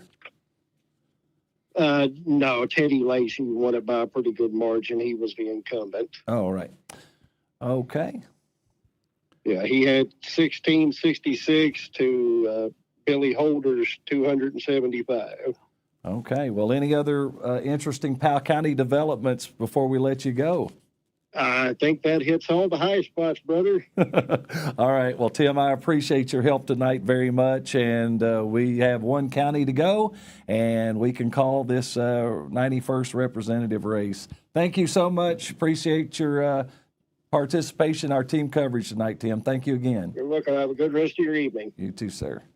All right. Tim Wallingford from Powell County there. As mentioned, of course, we were wanting those Hensley Billings figures. So that's we're going to have to get some Estill County numbers to do the math on that, and we need to get an update on that. It looks like Brandon Smith is doing pretty handily in that race at this time, David. But, you know, just getting back to this Madison County situation, it's what? It's going to be quite interesting. I mean, did you see this coming? Not really. I knew it was going to be close, but I did not see it coming. Like I say, I liked all three candidates. They're all good. Absolutely, they're good friends of mine. I think if you look at it, Donna has, between her following with, she's been in nursing career her whole life. She retired, just recently retired, to go after this position. And I have to commend her. She did an excellent job. I didn't enjoy her campaign, but obviously a lot of people in the county did. I still go back to, I wish her the very best. She's jumping in to a huge fire, in my opinion, because what's the number one problem besides land use? Is the jail. Jail, yes. It doesn't matter who you talk to. Do we need a new jail? Probably. Is our jail overcrowded? Yes. Nobody has all the answers, and this county, one of the things I talk to people about, the only way you're going to stop growth is a moratorium on building, and the bankers. And the builders and the plumbers and the carpet stores and the landscape shops and the furniture stores. Do you want to put everybody out of business? Everything hangs on housing, insurance, name it. So, yeah. And I think the county, right, as far as I'm concerned, living here off and on for since 1970, the county and the city seem to be in good financial shape. Better than many, many years. Oh, I can tell you that one of the comments I say, I live behind Honda and Hyundai, and if you kind of drive through this, when you look at the city, they've connected 4 Mile to the bypass. You got an in and out of the subdivision. It's happening over on the other side of 4 Mile, fixing to be on connect to Union City Road, to the I guess would be to the north. Of 4 Mile or to the west. I'm not very good on directions, but the development is coming, and it's going to be hard to slow this county down. I'm not pro-growth. I'm not anti-growth. This is just a wonderful place to live. Yeah. I remember at a Rotary meeting where one of the police officers came and said they interview every drug dealer that they arrest. And they say they're moving here from Detroit because this is a nice place to live. I promise. I laughed at that at Rotary. Oh boy! All right. Well, let's change the tone here for just a moment. It's time for another trivia question before we go any further. And here's the question, gang: which Kentucky politician served the longest in U.S. Senate history for Kentucky? Was it Wendell Ford, Mitch McConnell, Alvin Barkley, Jim Bunning, David Shue? I'm going to have to go with B, Mitch. Mitch, Michael. I think you and Mitch are around the same age, so I'm going to vote Mitch McConnell. I'm going to stay the course with Mitch McConnell there. Yeah. All right, you all knocked it out of the park again. It is switch to Mitch. All right. Ditch Mitch. Yeah, well, they never got to ditch him. He went out on his own terms. But anyway, we're going to take a quick break. When we come back, we've got to find out what's going on in Estill County here and see if a night of change continues, but we'll be right back. Stay with us. Who makes the best meal in Richmond? Nuevo Vallarta. Friendly service, a place that's good for kids and good for groups. Head to Nuevo Vallarta on Big Hill Avenue in Richmond. Nuevo Vallarta is known for warm hospitality, great prices, great food, and the best fajitas in town.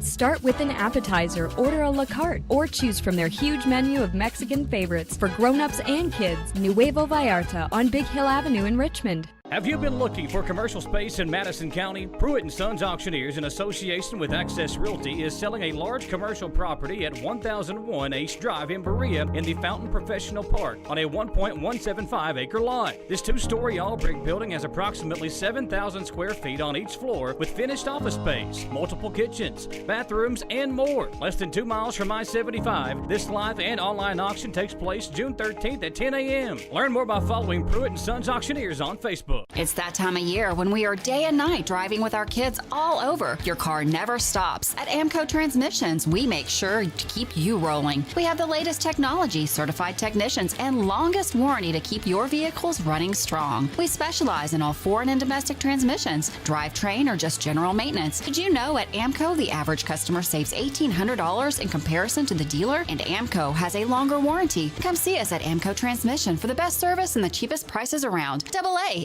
MCO. Cars of Kentucky is a proud sponsor of Eastern Kentucky University Athletics. In Richmond, we bleed maroon. Go Colonels. And when you're ready for your next pre-owned automobile, swing on over to Cars of Kentucky. Cars of Kentucky has vehicles starting at $3,000 and up, so we literally have something for every budget. 356 Big Hill Avenue in Richmond, or check them out, carsofkentucky.com. Let's go Colonels! Davis & Powell Funeral Home in Berea. From our attention to detail, a diverse staff, and the best aftercare in the business, there's no better local choice to take care of your family in a difficult time than Davis & Powell. Call in to discuss pre-planning and preparations so there'll be no additional burden on your family. Davis & Powell Funeral Home in Berea. For additional information, check them out at davisandpowellfuneralhome.com. Davis & Powell Funeral Home, always going the extra mile. When it comes to your pet's care, local matters. At W&W Veterinary Services, we're family-owned and operated, not a big out-of-state corporation. That means we take the time to listen, answer your questions, and provide care that's tailored to your pet and your family. From wellness visits to advanced medical and surgical services, our caring team is here for pets of all ages. We're proud to serve Madison County and surrounding communities because healthy pets means happy homes. Visit W&W Veterinary Services, 3001 Irvin Road, Richmond, and check us out on Facebook. Excel Auto Care, your complete car care center, has been in business over 26 years. They are a great option for all the best brands of tires. They do transmission work. They'll work on your engine from top to bottom, no matter how complex the issue. And they always have their brake special, which is $279.99 for brakes and rotors on most vehicles. At Excel Auto Care, 245 North Keeneland Drive in Richmond, we offer discounts to Eastern students and our veterans. Back here in Election Central, Michael Watkins, Grindle and Morton here with you again as we check in with Whitney McKnight. Thought Whitney thought her night was done, but she is now chatting it up with Kenny Barger. Whitney, thank you for joining us once again. And I know Kenny's glad to see, at least for the moment, can kind of exhale before getting all this official. Let's send it back down to Whitney. Hey there. Yep, this is Whitney. I am here with Kenny Barger. He is our Madison County clerk. We've just finished wrapping up the tallies, and I'm going to hand it over to Kenny and ask, are these surprising tallies to you, the margins perhaps? Some of the margins are, but the real surprise was the turnout numbers. We had huge turnout today for election day voting, and we since the last cycle like this 4 years ago, we more than doubled our early voting turnout numbers. So that's starting to catch on, which is a really good news for me. When did early voting actually start in the county? 5 years ago. And so since then, you're saying it's trended upward? Yes. Yeah. Every cycle, more and more people, we get more and more early vote turnout. Are there any polling stations that tend to favor having the early elections? Do you see, let's say, maybe more early election returns in Berea? No, they're pretty even across the county as far as turnout for early voting. I mean, we have poll centers that are busier than others, but no, they're all pretty even as far as territory. Which one's the busiest? Library, by far. Madison County Library in Richmond. Oh, the one in Richmond. Yep. The one in Richmond. Well, so these are the unofficial results. What has to happen before they become official? So on Friday, the Board of Elections here in the county will meet. We will go over all these results, each tape from each machine, verify that what came in electronically tonight is the same thing on the tape. Then those results are sent up to State Board of Elections, and State Board of Elections then certifies these results on Tuesday of next week. You know, while I was watching the results come in, I saw your staff work their butts off. I bet you really are proud of them. Oh, absolutely. Yeah, I can't say enough good things about my staff. And if you noticed, who was telling them what to do? Yeah, nobody. Right. They know their job. They do it well. I do everything I can to help them, and they perform. I stay out of their way. Well, I want to thank you very much for hanging out and waiting until we could get you on the air, Kenny. But it's been a really fun night, actually, for me to see how things work. And I'm going to throw it back to you, Michael. Thanks so much.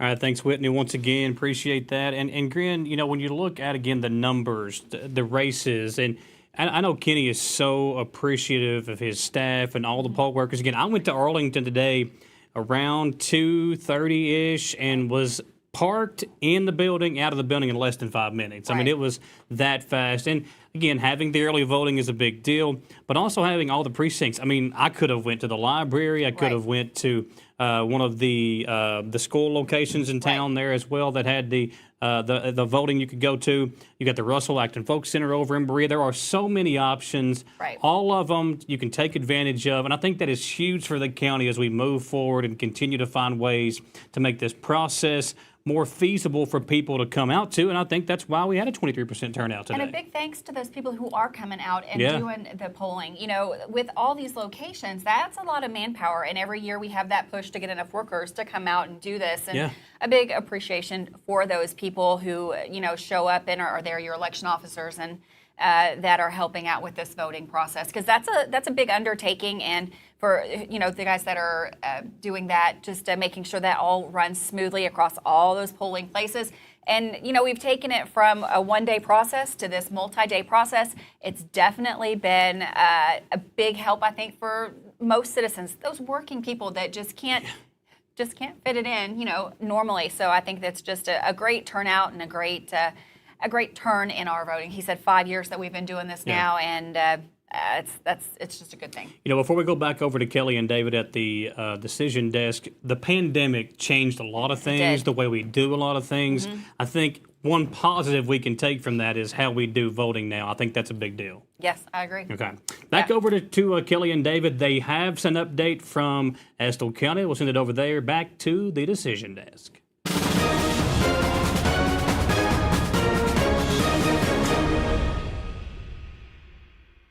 Thank you, Michael. On the phone from the Estill County Courthouse, Skip Johnson. Skip, the final tallies are in, is that right? They are not, actually. And sorry, guys, it's not Skip. Skip Shyla. Hey, I've had to jump out of the room because they had a little stop for a moment. The only thing we have so far, it's been a slow process, but that's okay. The only thing we have so far, we have our absentee mail-in ballots, our walk-in, and our early votings. And right now, I can just tell you that for Senate, we've got Bill Wesley. Looks like he's leading the pack there, looking good. And then for State Representative Jeff Hensley, he's up. Give me some numbers there in that Hensley billing race, and tell me what they are. Well, Hensley's got 60 with those three counts. There was a little bit of a formula issue on the form. They're doing this all live right in front of everyone. We are live on Facebook for that as well.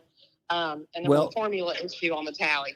Shyla, what is holding up the vote there in Estill County? What? I think they had a precinct that was late coming over. Maybe I'm not real sure what happened there. I think the Armory might have taken a little bit of longer time to get here. Okay. They kind of structured it a little bit different this year as well. So. Okay. Well, we understood that they had the finals, but you're saying we're close? They have the finals, but they're reading them as we go. Okay. So well, let you get back to it, and when you get those figures, you let us know, and we'll bring you right back on. All right? We sure will. Sounds great. All right. Thank you, Shyla McIntosh. They're helping out with the skipper, Skip Johnson, tonight in Estill County. And obviously, everybody is hanging on those numbers for the representative district race there. Just to recap some things, Deanna Frazier unofficially, and Andrew was a good man, and ran a good race. And our condolences to him. Reagan Taylor apparently upset here tonight by Donna Agee. Hate this for Reagan. I always liked Reagan and thought he's done a good job here as judge, but the voters have spoken, and this is the nature of the business. And our condolences there. Also, Steve Lockmuller, another incumbent that came up a little bit short in his reelection bid for magistrate. These are just recapping some of the big developments. And I want to look comparatively. This is just doing a little deeper dive into the analytics, because the voting in the last Billings race for the 91st district, of course, his opponent was Bill Wesley then, who looks to be trailing right now in his senatorial bid against Brandon Smith, but we'll have some numbers on that. But for example, in Powell County last time, only about 1,020 people voted. And this time, and those broke out, Billings got 717, and Wesley then got 319, compared to Powell County, 1,472. Billings gets 1,000 more votes. And Hensley got 460, so, that was up considerably over. But that's a significant number. And then the Madison County numbers compared to 249 and 346, almost double, 713 for Billings and 482. So by our calculations, it's about a 1,250-ish vote. And my point is if Estill County has shown a strong as vote turnout, that's still not safe. I agree. But you're looking at, it looks like more people involved.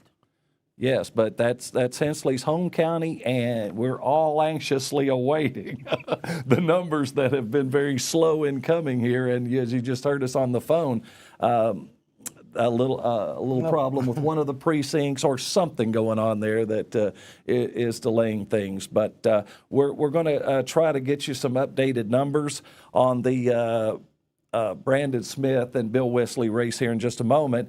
But the Andy Barr race has been called. I mean, he slammed Cameron statewide, where they said he would have problems because, he's well known here in his district, but Western Kentucky, they argued, not as well known. But that's been called statewide now. And also, we can say Massey has been the latest victim of the don't go against President Trump casualties of war. So Thomas Massey from Northern, I thought it was interesting. They sent reporters to cover that nationally on Fox, but they were in Lexington. I don't know if they didn't know that wasn't part of the district, but it's Mason, Lewis, Kenton, Boone, a lot of northern Kentucky up there along the river and that area. But that's a race that's getting a lot of national attention. So, David?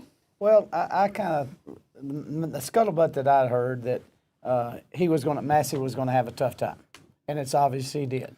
That was the word before the election. He was in trouble, and it proved to be. I go back to, I worked for Andy Barr's father in the late 80s. And Andy Barr, he has built a good campaign. He's done a good campaign. He's built a good following. He's accessible. If you call Andy's office, Andy will call you back. And I think that's what the people of Kentucky want. Well, he's always been popular here, and he has an affinity for Madison County, and this should, with the loss of Mitch McConnell, I don't care what your opinion is, you could not put in this building in $100 bills what that man's brought into this county over the years. So I think you see an aspiring politician with Andy Barr that hopefully will have this region's interest at heart as well. So he'll be a good man to have. Okay, think about this too. Or Senate, rather. Think about this too. Trump appointed Nate Morris okay, as an ambassador. Well- which he was a Louisville man who swung all his vote. He endorsed Barr. Okay, Nate Morris, who was in that race. Yes, but I'll never forget those fake Nate Morris ads. But apparently Trump, they saw the numbers and the writing on the wall, and he got an ambassadorship out of the deal and decided, okay, I'll get out of the race, even though he was still on the ballot. Yes. Garnered some votes, but Barr, pretty handy win there tonight. So we still are waiting on things in Estill County for to tell some stories here tonight. The one other race, okay, you talk about Deanna Frazier started out running for Andy's seat. Okay, well, I think, and I'm not saying this is just my analysis, is Deanna likes being in the state legislature and has done a great job. Okay, and when Ralph Alvarado and Ryan Dotson jumped in it, she's like, I don't want to have to raise all that money. She's also a small business owner, okay, and represents small business in the state, in the legislature, okay? And I think it showed that I feel sorry for Andrew Simpson, but he's young. He'll be back, okay? Got a lot of good name recognition and left with a good reputation intact, and so he takes some things away. Yeah. So I think we're fortunate to have Deanna going back to Frankfort, okay? Andrew's got to pull up his britches and keep driving his cattle truck around and get better known. And, this is an agriculture county. Live to fight another day. There will be other opportunities, and there's been a lot, for what it's worth, a lot of famous politicians that didn't make it the first go-round. So chin up, young man. I finished second twice and happy not to run again. All right, trivia time once again. Now, I'm going to get you all on this one. Don't go to me first. All right, we'll turn it around this time. All right, here's our question. Which Kentucky county traditionally reports election results first on election night because of its tiny population? Is it Robertson County, Gallatin County, Estill County, or Elliott County, Grindelin? I'm going to go with A, Robertson County. Well, Michael. if tonight's any indication, it's not going to be Estill County. So I'm going to go Gallatin County. All right, shoot. I'm gonna go with the lady. A. And the answer is Robertson County. Well, Michael Watkins, we're sorry. See, does that mean that I have to come to work tomorrow? Well, you got a lot to learn. Kelly's here kudos to to teach you you. guys. You got 3 out of 3. Michael, 2 out of 3, not too bad. Okay, we're going to see what is going on at our neighbors in Estill County and take a brief time out. Stay with us. We'll be back, and we hope to get Don Agee on the phone and have a chat too. So come back. Need your vehicle running right? Well, take it to CT Diesel Performance in Richmond. Right now, take advantage of their $69.95 front-end alignment special for all gas vehicles. From brake pads and wiper blades to headlights, tail lights, and all the little things that keep your car working every day, CT Diesel Performance has you covered. Friendly service, dependable work, and prices you can trust. Like CT Diesel Performance on Facebook for other great deals, or stop by 2269 Enterprise Drive in Richmond and get your vehicle back at its peak performance. Hi, my name is Michael Bucky Wilson, CEO, President here at CG Bank. As your local community bank, we take the time to get to know our valued customers. As a banker, I know that every day we touch lives, whether it be the local farmer expanding his crop or a neighbor planning their daughter's wedding. CG Bank is there to help you along the way. Stop by any of our 6 convenient locations in Urban, Richmond, Berea, or Stanton and see what community banking is all about. Or visit us online at www.cg.bank. CG Bank is a member FDIC and equal housing lender. To some, it's just a boat. But to Jim, it's his escape from meetings, traffic, and the grind of daily life. He may not catch any keepers, but he wouldn't trade his day on the lake for anything in the world. That's why his boat is insured by Kentucky Farm Bureau. But it's not just Kentucky's Farm Bureau. It's Jim's Recharge the Battery Farm Bureau. My Farm Bureau. David Mayo, John Rader, and Chris Hornsby with Kentucky Farm Bureau. Spring is here and it's the perfect time for a fresh start, especially for your comfort. At Madison HVAC, they help homeowners and businesses upgrade to more efficient systems built to last, backed by strong warranties for peace of mind. NATE certified technicians help diagnose what you need, and although they are Bryant factory authorized, they can service all brands. From residential and commercial heating and cooling to commercial refrigeration, Madison HVAC has got you covered with comfort you can feel all year long. For over 25 years, Lexington Counseling and Psychiatry has been helping Central Kentucky find a path forward, serving Madison County by providing counseling, therapy, and psychiatric medication management for children, adolescents, and adults. Their experienced professionals truly care because your mental health matters. Learn more about the services they offer and meet the therapist at counselinglexingtonky.com. Call or text 859-338-0466 to book an appointment.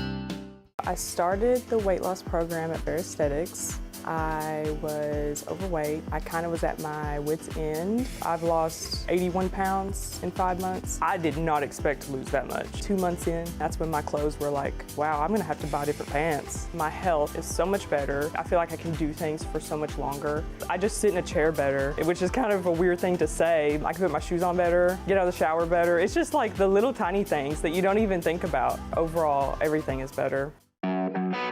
Stuck on the side of the road in Central Kentucky? Don't stress. Call Classic Towing. Fast, reliable, and available 24/7. Whether it's an accident, breakdown, a dead battery, or you just need fuel delivery, tire changes, or a door unlock, Classic Towing does it all with hometown care and professional service. We'll get you back on the road in no time. Call 859-448-5111. Classic Towing, Madison County's fastest growing towing company.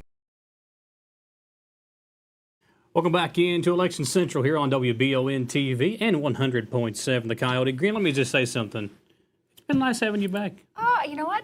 Kind of like the blonde being here. hair, It's a whole new me. yeah, it is. Yeah. It is. You know, the smell from our desk is a little bit better than the decision desk, but I think that's because you carry there. You win the major part of that. But it's been a lot of fun today, and you know, obviously there are going to be some folks that are disappointed when you look at how things ended up today, but They don't call it an upset.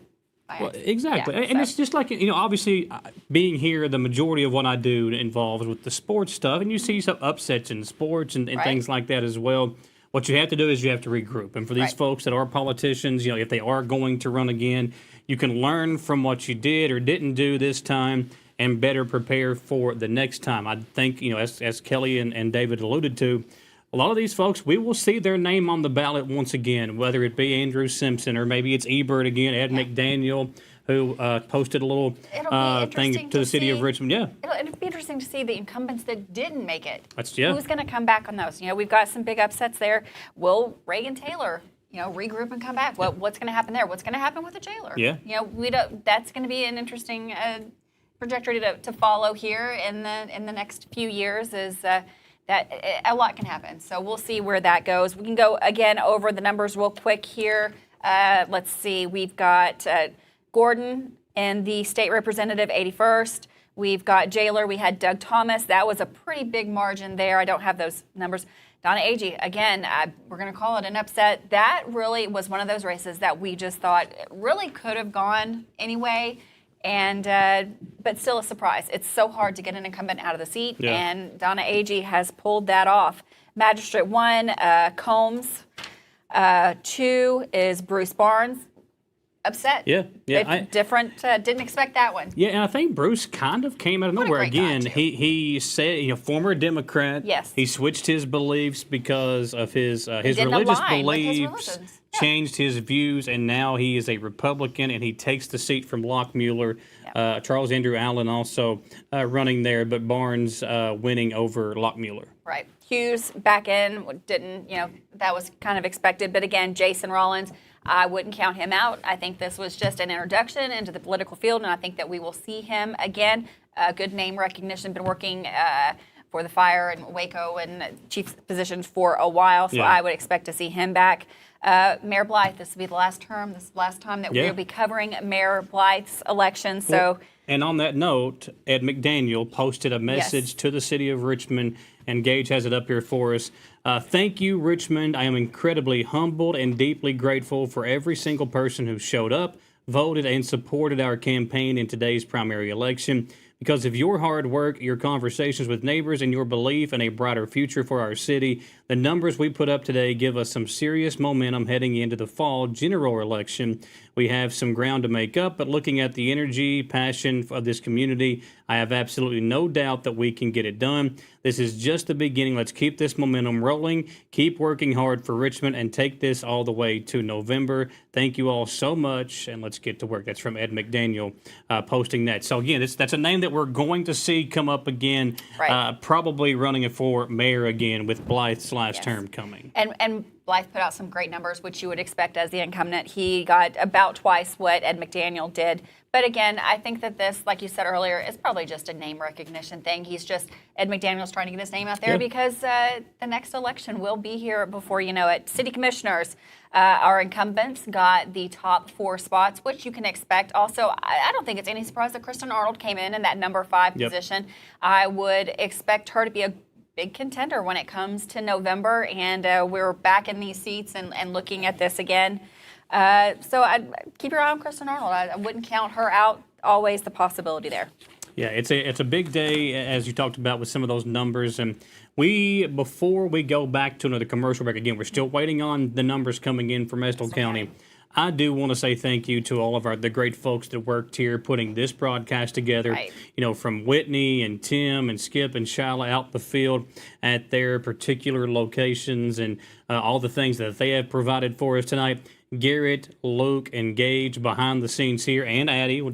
She's giving me the look right now. So, well, she thought that you might forget, and so she wanted to make sure she was making some eye contact there. I was ready for the lip gloss. She did go get you some. She got me some lip. She refreshed me. Well, and my shade, she didn't have my shade, so I did not get the lip gloss. I think you're more of a summer, so I don't think she had that one. Yeah, summer breeze. That's the thing I usually go with there. So I do appreciate all the folks behind the scenes making that happen for us. And Kelly and David and us, the folks over at the radio side of things, we really appreciate everybody pitching in and helping us put forth a full-fledged effort to putting this broadcast on. We're not done yet, though. No. We do have some things coming in from Estill County, 6 more precincts to be read and added before they have the final totals. So let's take one more commercial break. Plenty of more to get to, so stick around. We are broadcasting live here on WBON-TV and 100.7 The Coyote. Who makes the best meal in Richmond? Nuevo Vallarta. Friendly service, a place that's good for kids and good for groups. Head to Nuevo Vallarta on Big Hill Avenue in Richmond. Nuevo Vallarta is known for warm hospitality, great prices, great food, and the best fajitas in town. Start with an appetizer, order a la carte, or choose from their huge menu of Mexican favorites for grown-ups and kids. Nuevo Vallarta on Big Hill Avenue in Richmond. Have you been looking for commercial space in Madison County? Pruitt & Sons Auctioneers, in association with Access Realty, is selling a large commercial property at 1001 Ace Drive in Berea in the Fountain Professional Park on a 1.175-acre lot. This 2-story all-brick building has approximately 7,000 square feet on each floor with finished office space, multiple kitchens, bathrooms, and more. Less than 2 miles from I-75, this live and online auction takes place June 13th at 10 a.m. Learn more by following Pruitt & Sons Auctioneers on Facebook. It's that time of year when we are day and night driving with our kids all over. Your car never stops. At AMCO Transmissions, we make sure to keep you rolling. We have the latest technology, certified technicians, and longest warranty to keep your vehicles running strong. We specialize in all foreign and domestic transmissions, drivetrain, or just general maintenance. Did you know at AMCO the average customer saves $1,800 in comparison to the dealer? And AMCO has a longer warranty. Come see us at AMCO Transmission for the best service and the cheapest prices around. AA MCO. Cars of Kentucky is a proud sponsor of Eastern Kentucky University Athletics. In Richmond, we bleed maroon. Go Colonels. And when you're ready for your next pre-owned automobile, swing on over to Cars of Kentucky. Cars of Kentucky has vehicles starting at $3,000 and up, so we literally have something for every budget. 356 Big Hill Avenue in Richmond, or check them out, carsofkentucky.com. Let's go Colonels. Davis & Powell Funeral Home in Berea. From our attention to detail, a diverse staff, and the best aftercare in the business, there's no better local choice to take care of your family in a difficult time than Davis & Powell. Call in to discuss pre-planning and preparations so there'll be no additional burden on your family. Davis & Powell Funeral Home in Berea. For additional information, check them out at davisandpowellfuneralhome.com. Davis & Powell Funeral Home, always going the extra mile. When it comes to your pet's care, local matters. At W&W Veterinary Services, we're family owned and operated, not a big out-of-state corporation. That means we take the time to listen, answer your questions, and provide care that's tailored to your pet and your family. From wellness visits to advanced medical and surgical services, our caring team is here for pets of all ages. We're proud to serve Madison County and surrounding communities because healthy pets means happy homes. Visit W&W Veterinary Services, 3001 Irvin Road, Richmond, and check us out on Facebook. Excel Auto Care, your complete car care center, has been in business over 26 years. They are a great option for all the best brands of tires. They do transmission work. They'll work on your engine from top to bottom, no matter how complex the issue. And they always have their brake special, which is $279.99 for brakes and rotors on most vehicles. At Excel Auto Care, 245 North Keeneland Drive in Richmond, we offer discounts to Eastern students and our veterans.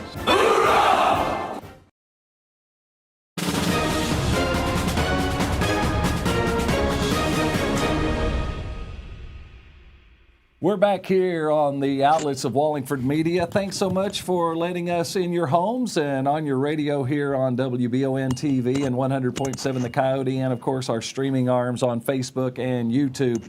We do have, a historic figure on the line, and correct me if I'm wrong, but the first female judge executive ever unofficially at this point elected to judge executive on the phone with us, Donna Agee. Hello, Donna.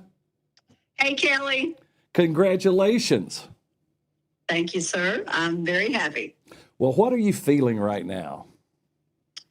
Well, what I know is that sometimes when you do things the right way, and I've prayed and followed God, and I am here, and I have won, and I'm really happy about that. But it's because of the hard work and every day going to work, folks stuck in the traffic. God bless Madison County. I love this county. I've worked for this county. As I've said over and over in my forums, in my ads, I have worked for this county my entire career. I know the underserved.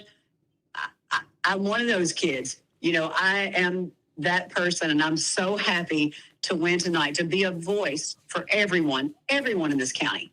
Well, Donna, you were elected unofficially again. Of course, still things are certified, but by a pretty handy margin.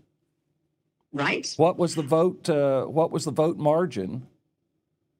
Exactly. Does your team know? You guys will have to tell me. Okay. Well, we've got them. They're stacked up in notes here everywhere, but we know it was pretty decisive, and it started early, and the trend just continued.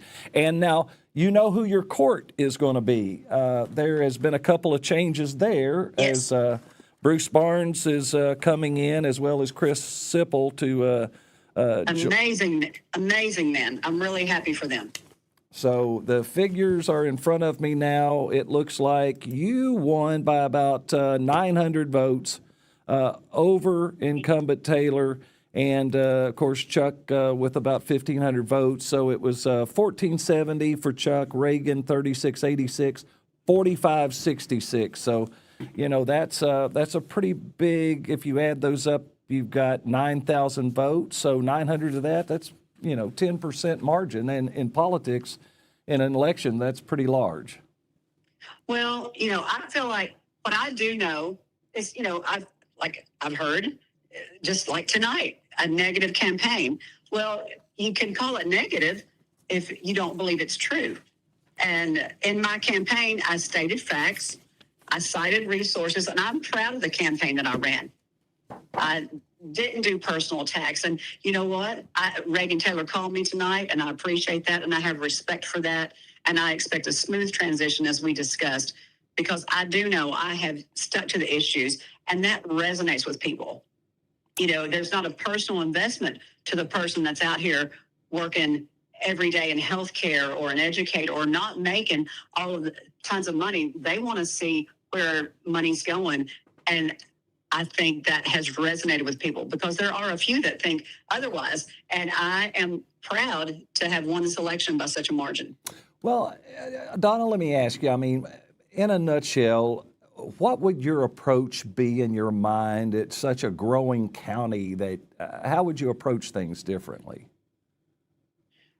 Well, I think just taking care of things that need fixed before we grow. Like, I mean, I've said smart growth. I've said it. I mean, I've said it over because in my years of working for the state of Kentucky, governing and monitoring for federal dollars, until you have the data to show that you want to spend the money, you don't do it. And I feel like just getting to the basics, being data driven, and addressing the most urgent needs and going forward from there. And working with great people. I'm excited about it. I'm excited to hear the needs of the citizens of this county because I've been doing this since last September. So I didn't just decide. I prayed about it. I did my research. So that's what has gotten me to this place. And I did not lay down. I have worked hard every day for this race. I didn't take anything for granted. I didn't take anyone for granted. I don't care if they lived at the end of Log Cabin, Red Lick, it doesn't matter. I was talking to those folks, and I hear them as I've always done in my career for Madison County. Well, we know you've worked hard, and I know this has got to be a night that you want to celebrate, that you will always remember, and I can't tell you how much we appreciate you sharing a few minutes with us. David Shue, I think, is wanting to ask you something here. I want to say something, Donna. Congratulations to you. I say maybe the Kentucky Derby was your good luck charm because a female trainer won the Derby for the first time in 152 years.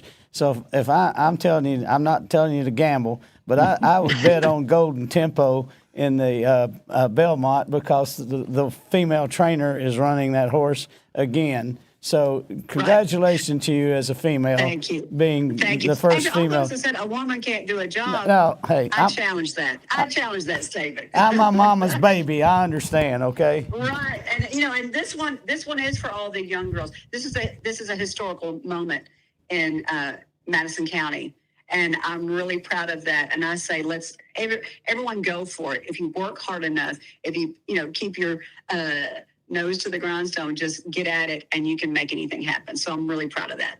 Donna, thank you so much for your time. Enjoy and celebrate your night. Amen. All right. Thank you very much. We'll talk God soon. God bless Madison County. Thank you. Amen. Judge-elect unofficially Donna Agee on the phone with us there. We appreciate that much. Some called races. Barr wins. Alvarado wins. Gallrine puts Massey out to pasture. He wins. There, big news there in Madison County tonight, as you heard. And we still are awaiting some Estill County numbers. But, David, we want to clarify something from earlier about the mayor's race. Okay, yes. Yes, I ran for mayor in 1982, and there were 3 people running in 1982.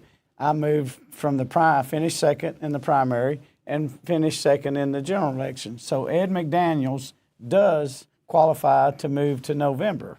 So you'll have Mayor Blythe and Ed McDaniel on the ballot come November. In a runoff situation. In a runoff situation. It's, now it's down to, instead of 3, even though Rakeshaw, took his name out of the race, but he was on the ballot, so there was 3 people on the ballot. So in reality, it didn't matter tonight, honestly and truthfully, because 2 out of 3 go to the November, the top 2 vote getters go to the November election in a nonpartisan race. So him and Blythe will be at it again. So I don't have those figures in front of me, what the third candidate got as far as the totals. I've got totals all over the place. I think you, being an accountant, that's why you're here. You keep better records and keep your data.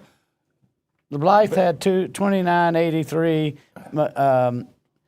McDaniels had 1574, and Rakeshaw he was on the ballot. He didn't get many. That's right. He had withdrawn. He withdrawn. He didn't. Okay. Yeah. All right. So they'll have a rematch in November, and see what happens. So. We still, sadly, don't have any good news out of Estill County as people anxiously await the results. They are down to the final 2 precincts that they apparently are reading them off live. Each precinct, what's the head of the precinct or the precinct leader is bringing the totals in.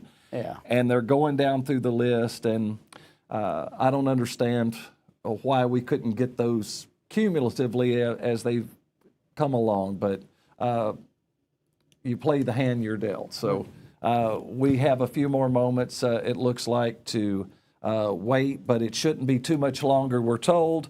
So maybe the Secretary of State can go over there after this election, kind of help them work it out for the November election. Well, of course, this county is very integral to that 91st race with Hensley and Billings. As we said, we've got Billings with 1,250-ish lead going into a territory that he knows is going to be Hensley's.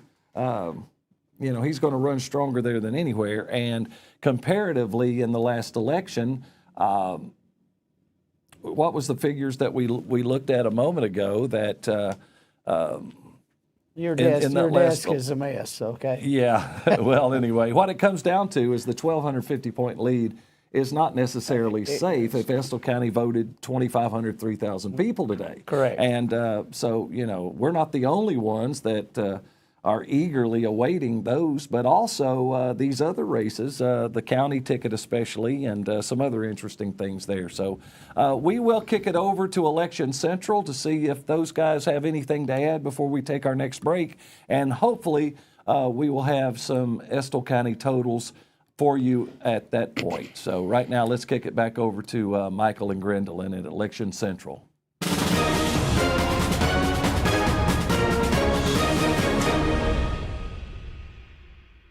Thanks, Kelly. Thanks, David. Yeah, we're going to wrap things up here very shortly. Hopefully we'll get those Estill County numbers in before then. But speaking of the numbers, we do have the final ones in for Madison County once again. We'll run through those before we get our final numbers in once again for the other areas. We'll start with the United States Senator for Madison County.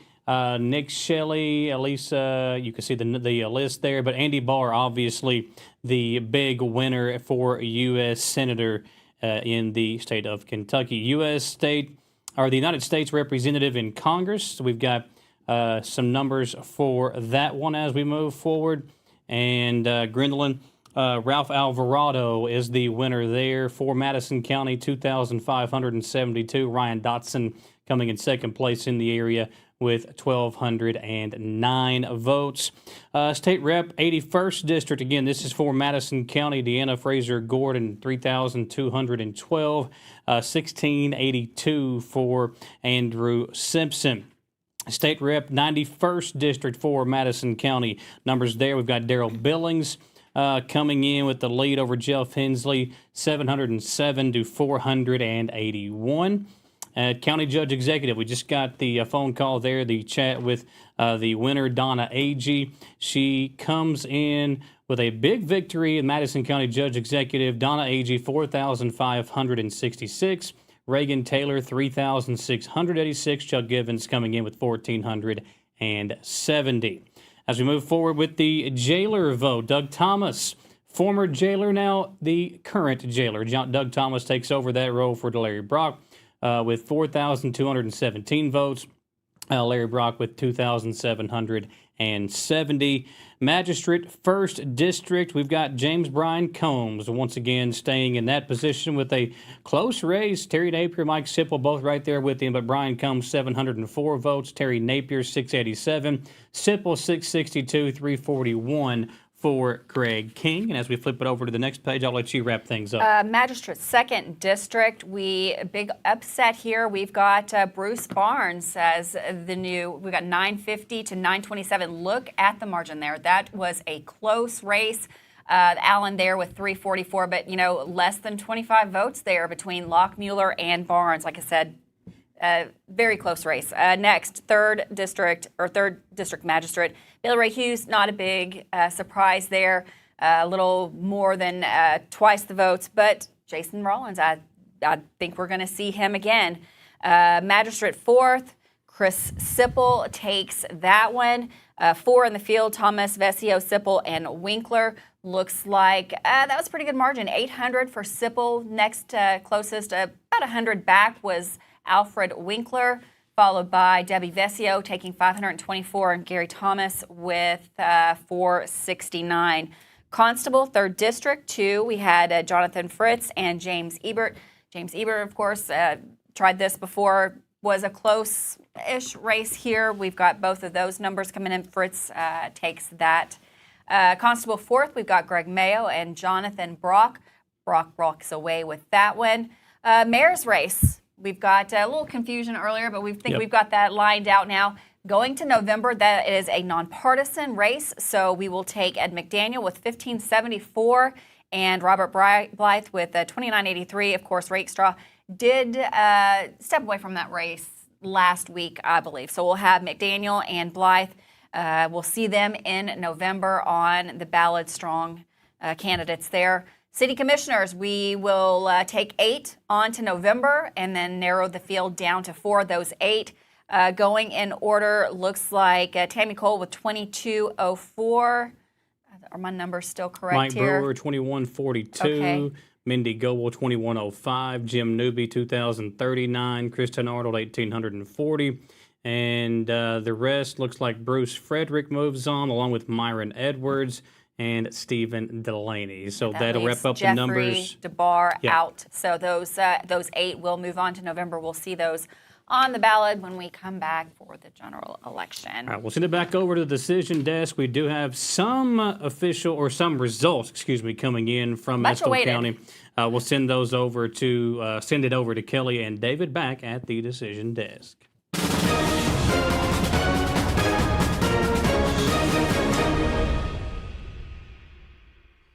As you know, if you've been following along here tonight, we have the final results for Madison and the Powell County area for the Billings-Hensley race. Still waiting, shouldn't be much longer, we're told, for Estill County final results, but we do have some information out of there that we can share with you, and it looks like some potential upsets may be brewing. We don't have the numbers, but Andy Barr, of course, Alvarado led in Estill County. They went on to be declared winner. Bill Wesley is leading in what they are calling a landslide there. Now, as it stands currently in that race, let me tell you how that stands with 60, hang on with me here, 60, oh boy. All right. I apologize. It will not stay on the screen that I need for some reason. What is happening here? I don't know what to do. Every time the page comes up that I'm looking at, it disappears. I can't even screenshot it quick enough. Okay. Well, anyway, Wesley right now with about 62% of the vote is trailing by about 1,200 votes. Estill County will bail him out of that deficit. So we will have to find out the numbers, and we are going to go ahead and try to connect. Right now we're getting word from our producers that maybe this time that we are ready for some results in Estill County. So let's see if we can get our field reporters on the phone, and we will see if we can finally get some totals for you there. And we will update you on the Wesley and Smith senatorial race. But Skip, are you with us? Yes, sir, we are. All right. Well, we're glad to hear from you. Have you guys got the final tallies in Estill County now? We had just a little technical difficulty early, but so far for the United States Senate race, it's Andy Barr with 1,655. The representative race went to Alvarado with 728. The state senator, Bill Wesley, 1,889. State rep. What Jeff did Smith? Hensley. How many votes did Smith get in that race? What was it? Uh, Do you have it in front of us? Brandon Smith. Brandon Smith. Yeah. Brandon Smith. They're getting us the Yeah, total they're right now. getting us the total. Okay. It was less than half that. I know that. Okay. Well, he's statewide with about, well, not statewide, but district-wide in that. There's about 10, 12 counties in that senatorial district, and Wesley is about 1,200 down right now, but it looks like he's going to pick most of those up. But we need to know that Smith figure to calculate in with the rest. They're getting that for us. All right. Okay, well, go ahead. We'll come back to Circle that. back on that. All right, we said Jeff Hensley had 1841. County Judge Executive, which is the surprise of the. Hey, wait a of the minute. night. Wait, Skip. How many did Billings get in that race? All right, we're trying to get that for you right now. Brandon Smith got 664 total. 664. So They're my goodness. literally totaling while we're talking to you guys. Okay, well that's They going to just- put they him just back got- in the hunt currently. Yeah. Hensley with 1,841 votes. So if Billings got more than 600, he is. We're watching the screen scroll. Well, this is the numbers we've been waiting on. Here. 1841. So that's a big number for Hensley. Let's see how much Billings improved from last time in Estill County, where he got 407 votes. He's got to pick up a couple of hundred more than last time. Right. So, do you have a total on Darrell Billings in that race, the 91st? Not yet. Not yet. I'm not sure how they can have one and not the other, but we'll come back to that one too. They have them both. We can't see the screen to give you that information. Okay. All right. Well, There we go. Here we go. We got it. 696 on Darrell Billings, and Hensley's 1841. Oh my goodness. Well, I'll have to do the math. That's less than 100 votes. And Billings unofficially looks like, yeah. Figure that up. I've got an accountant right here beside of me. All right. So on to the county races. There's some big developments here. These are exceptional developments, really. County Kelby Browning has 1,324 votes. Kevin Williams had 861, and Donnie Watson had 403. These are non-official. They'll be official on Tuesday, right? My goodness. So the newcomer, the young man, Kelby Browning, I believe he is a barber. Is that right by trade? He is. And He is. this man was very well spoken in the debate. Young fellow with a young family. My goodness. Estill County said they wanted a new face and a new approach. And Kevin Williams, of course, Real quick while we're there. he served as judge for a while as an appointment, I believe, after Wallace Taylor. And, of course, Donnie served multiple terms there as judge. So, wow, that's a big story out of Estill County. New judge, It is. Kelby Browning. All right, on to the sheriff's race. We have Brian Brooks with 1,268, Adam Puckett 196, and Russell Dockmorse 968. So looks like Brian will be going over. So Brian will go on now. Flynn, the incumbent sheriff, is running as a Democrat. Yes. So yes, they'll- with no opposition. Okay, but so Brooks and him will take the fight to the fall then. We'll face off in November. All right. And on our magistrate race, we have John Beckler winning with 316. John Beckler. Yes, sir. A former student of mine.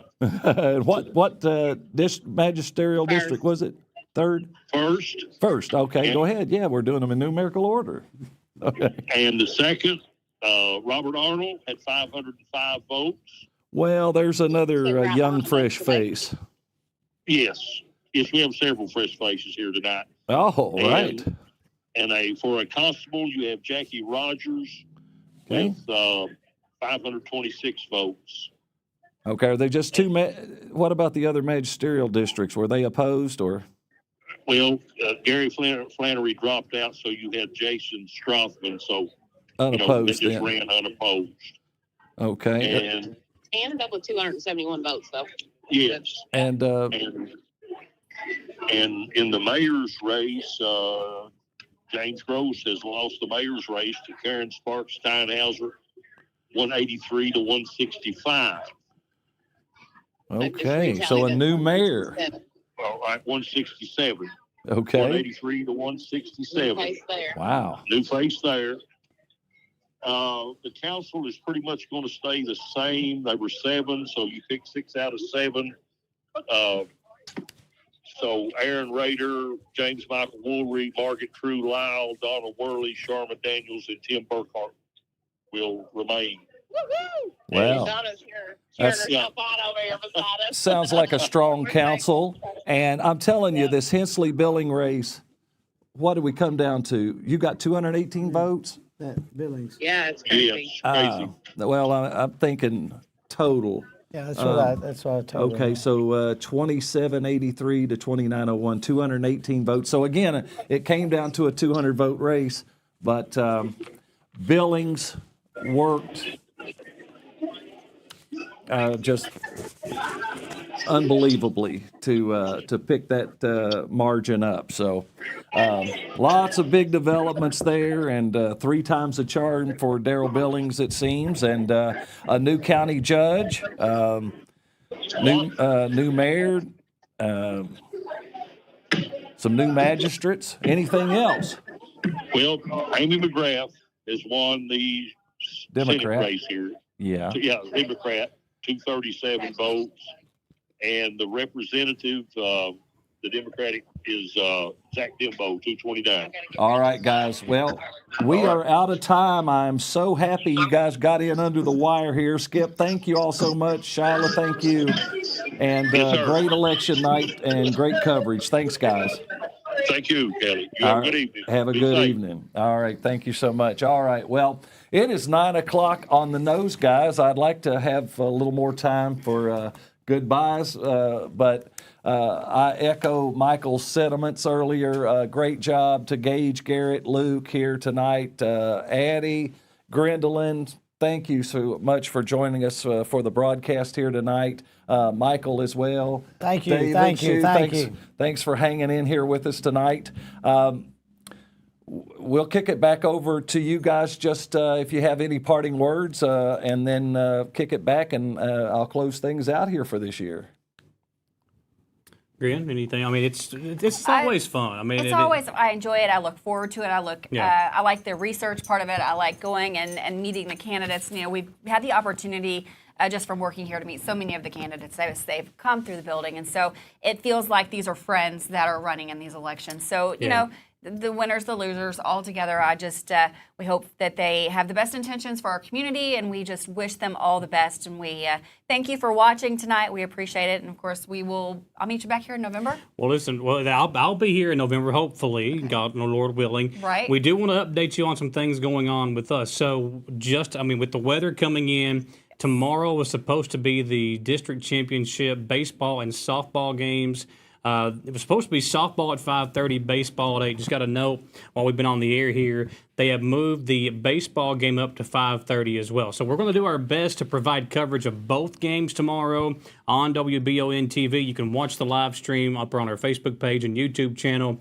We'll have coverage beginning a little bit before 5:30 for both the district championships, Central versus Southern in both softball and baseball. And then at 6 o'clock on the TV channel, we'll have AMW Showdown for you again, latest episode there. But as far as election night, we'll wrap things up here. Send it back over to Kelly and David. Thanks for watching. Thanks for hanging out with us. Back over to the decision desk to close us out. Bye.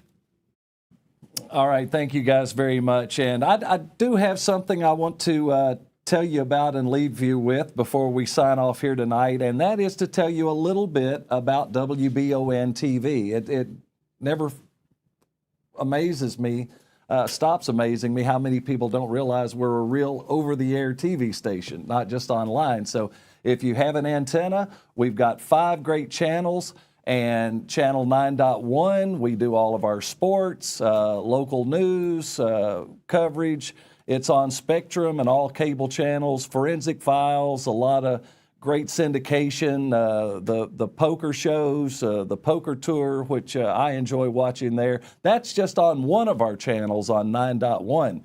Now, on channel 9.2, all of your favorite game shows. There's Gene Rayburn, Remember Match Game, and Pressure Luck, and they've got Bob Barker and Price is Right. And I mean, it's just great TV. And this is one of our most popular channels right there. That's the Buzzer Network, and that's another one of our networks. And then we're very proud of this. This is one of the most popular channels on TV, MovieSphere Gold, with a huge library from Lionsgate and other great movie. I mean, they're all great.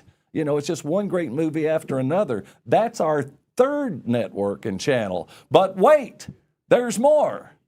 Channel 9.4 is the Heartland Network. Now, I love this because it plays great old country music, great old country videos. There's Travis Tritt. You'll see clean-shaven Waylon and Willie. I mean, that's really turning the days back. Yeah. Paycheck and, you know, all of your favorite country. There's Whisperin' Bill and Tom T. Hall and great Southern gospel with the Gaithers. So that's another channel. We even got the Retro Channel, which Doctor Who, that's a classic cult following. But Carol Burnett, you've got 21 Jump Street there, and Beverly Hillbillies, just, you know, pretty much what the name implies, retro TV. But there we are, 5 channels. And if you've got a TV antenna, you're going to find there's like 70 channels out there because all the other TV channels have several channels too. So even if you stream, even if you got a streaming package, get you a good indoor antenna so you can get your local channels, and not just the local channels, but all of these digital sub-channels that are just great viewing, and it's no cost. It's free TV, and I love it that kids are thinking this is a new invention, you know, an antenna. You can get free TV. But anyway, thank you all. That's a little bit about us. And again, thanks to our staff and our team coverage, to Whitney, Tim Wallingford, and Skip and Shyla, who's been out in the field there tonight, especially that hard-working bunch in Estill County. But most of all, thank you all so much for tuning in tonight and listening and viewing, and thank you for your continued support of what we do here at Wallingford Media and WBON-TV. For all of us here, have a great night. Thank you.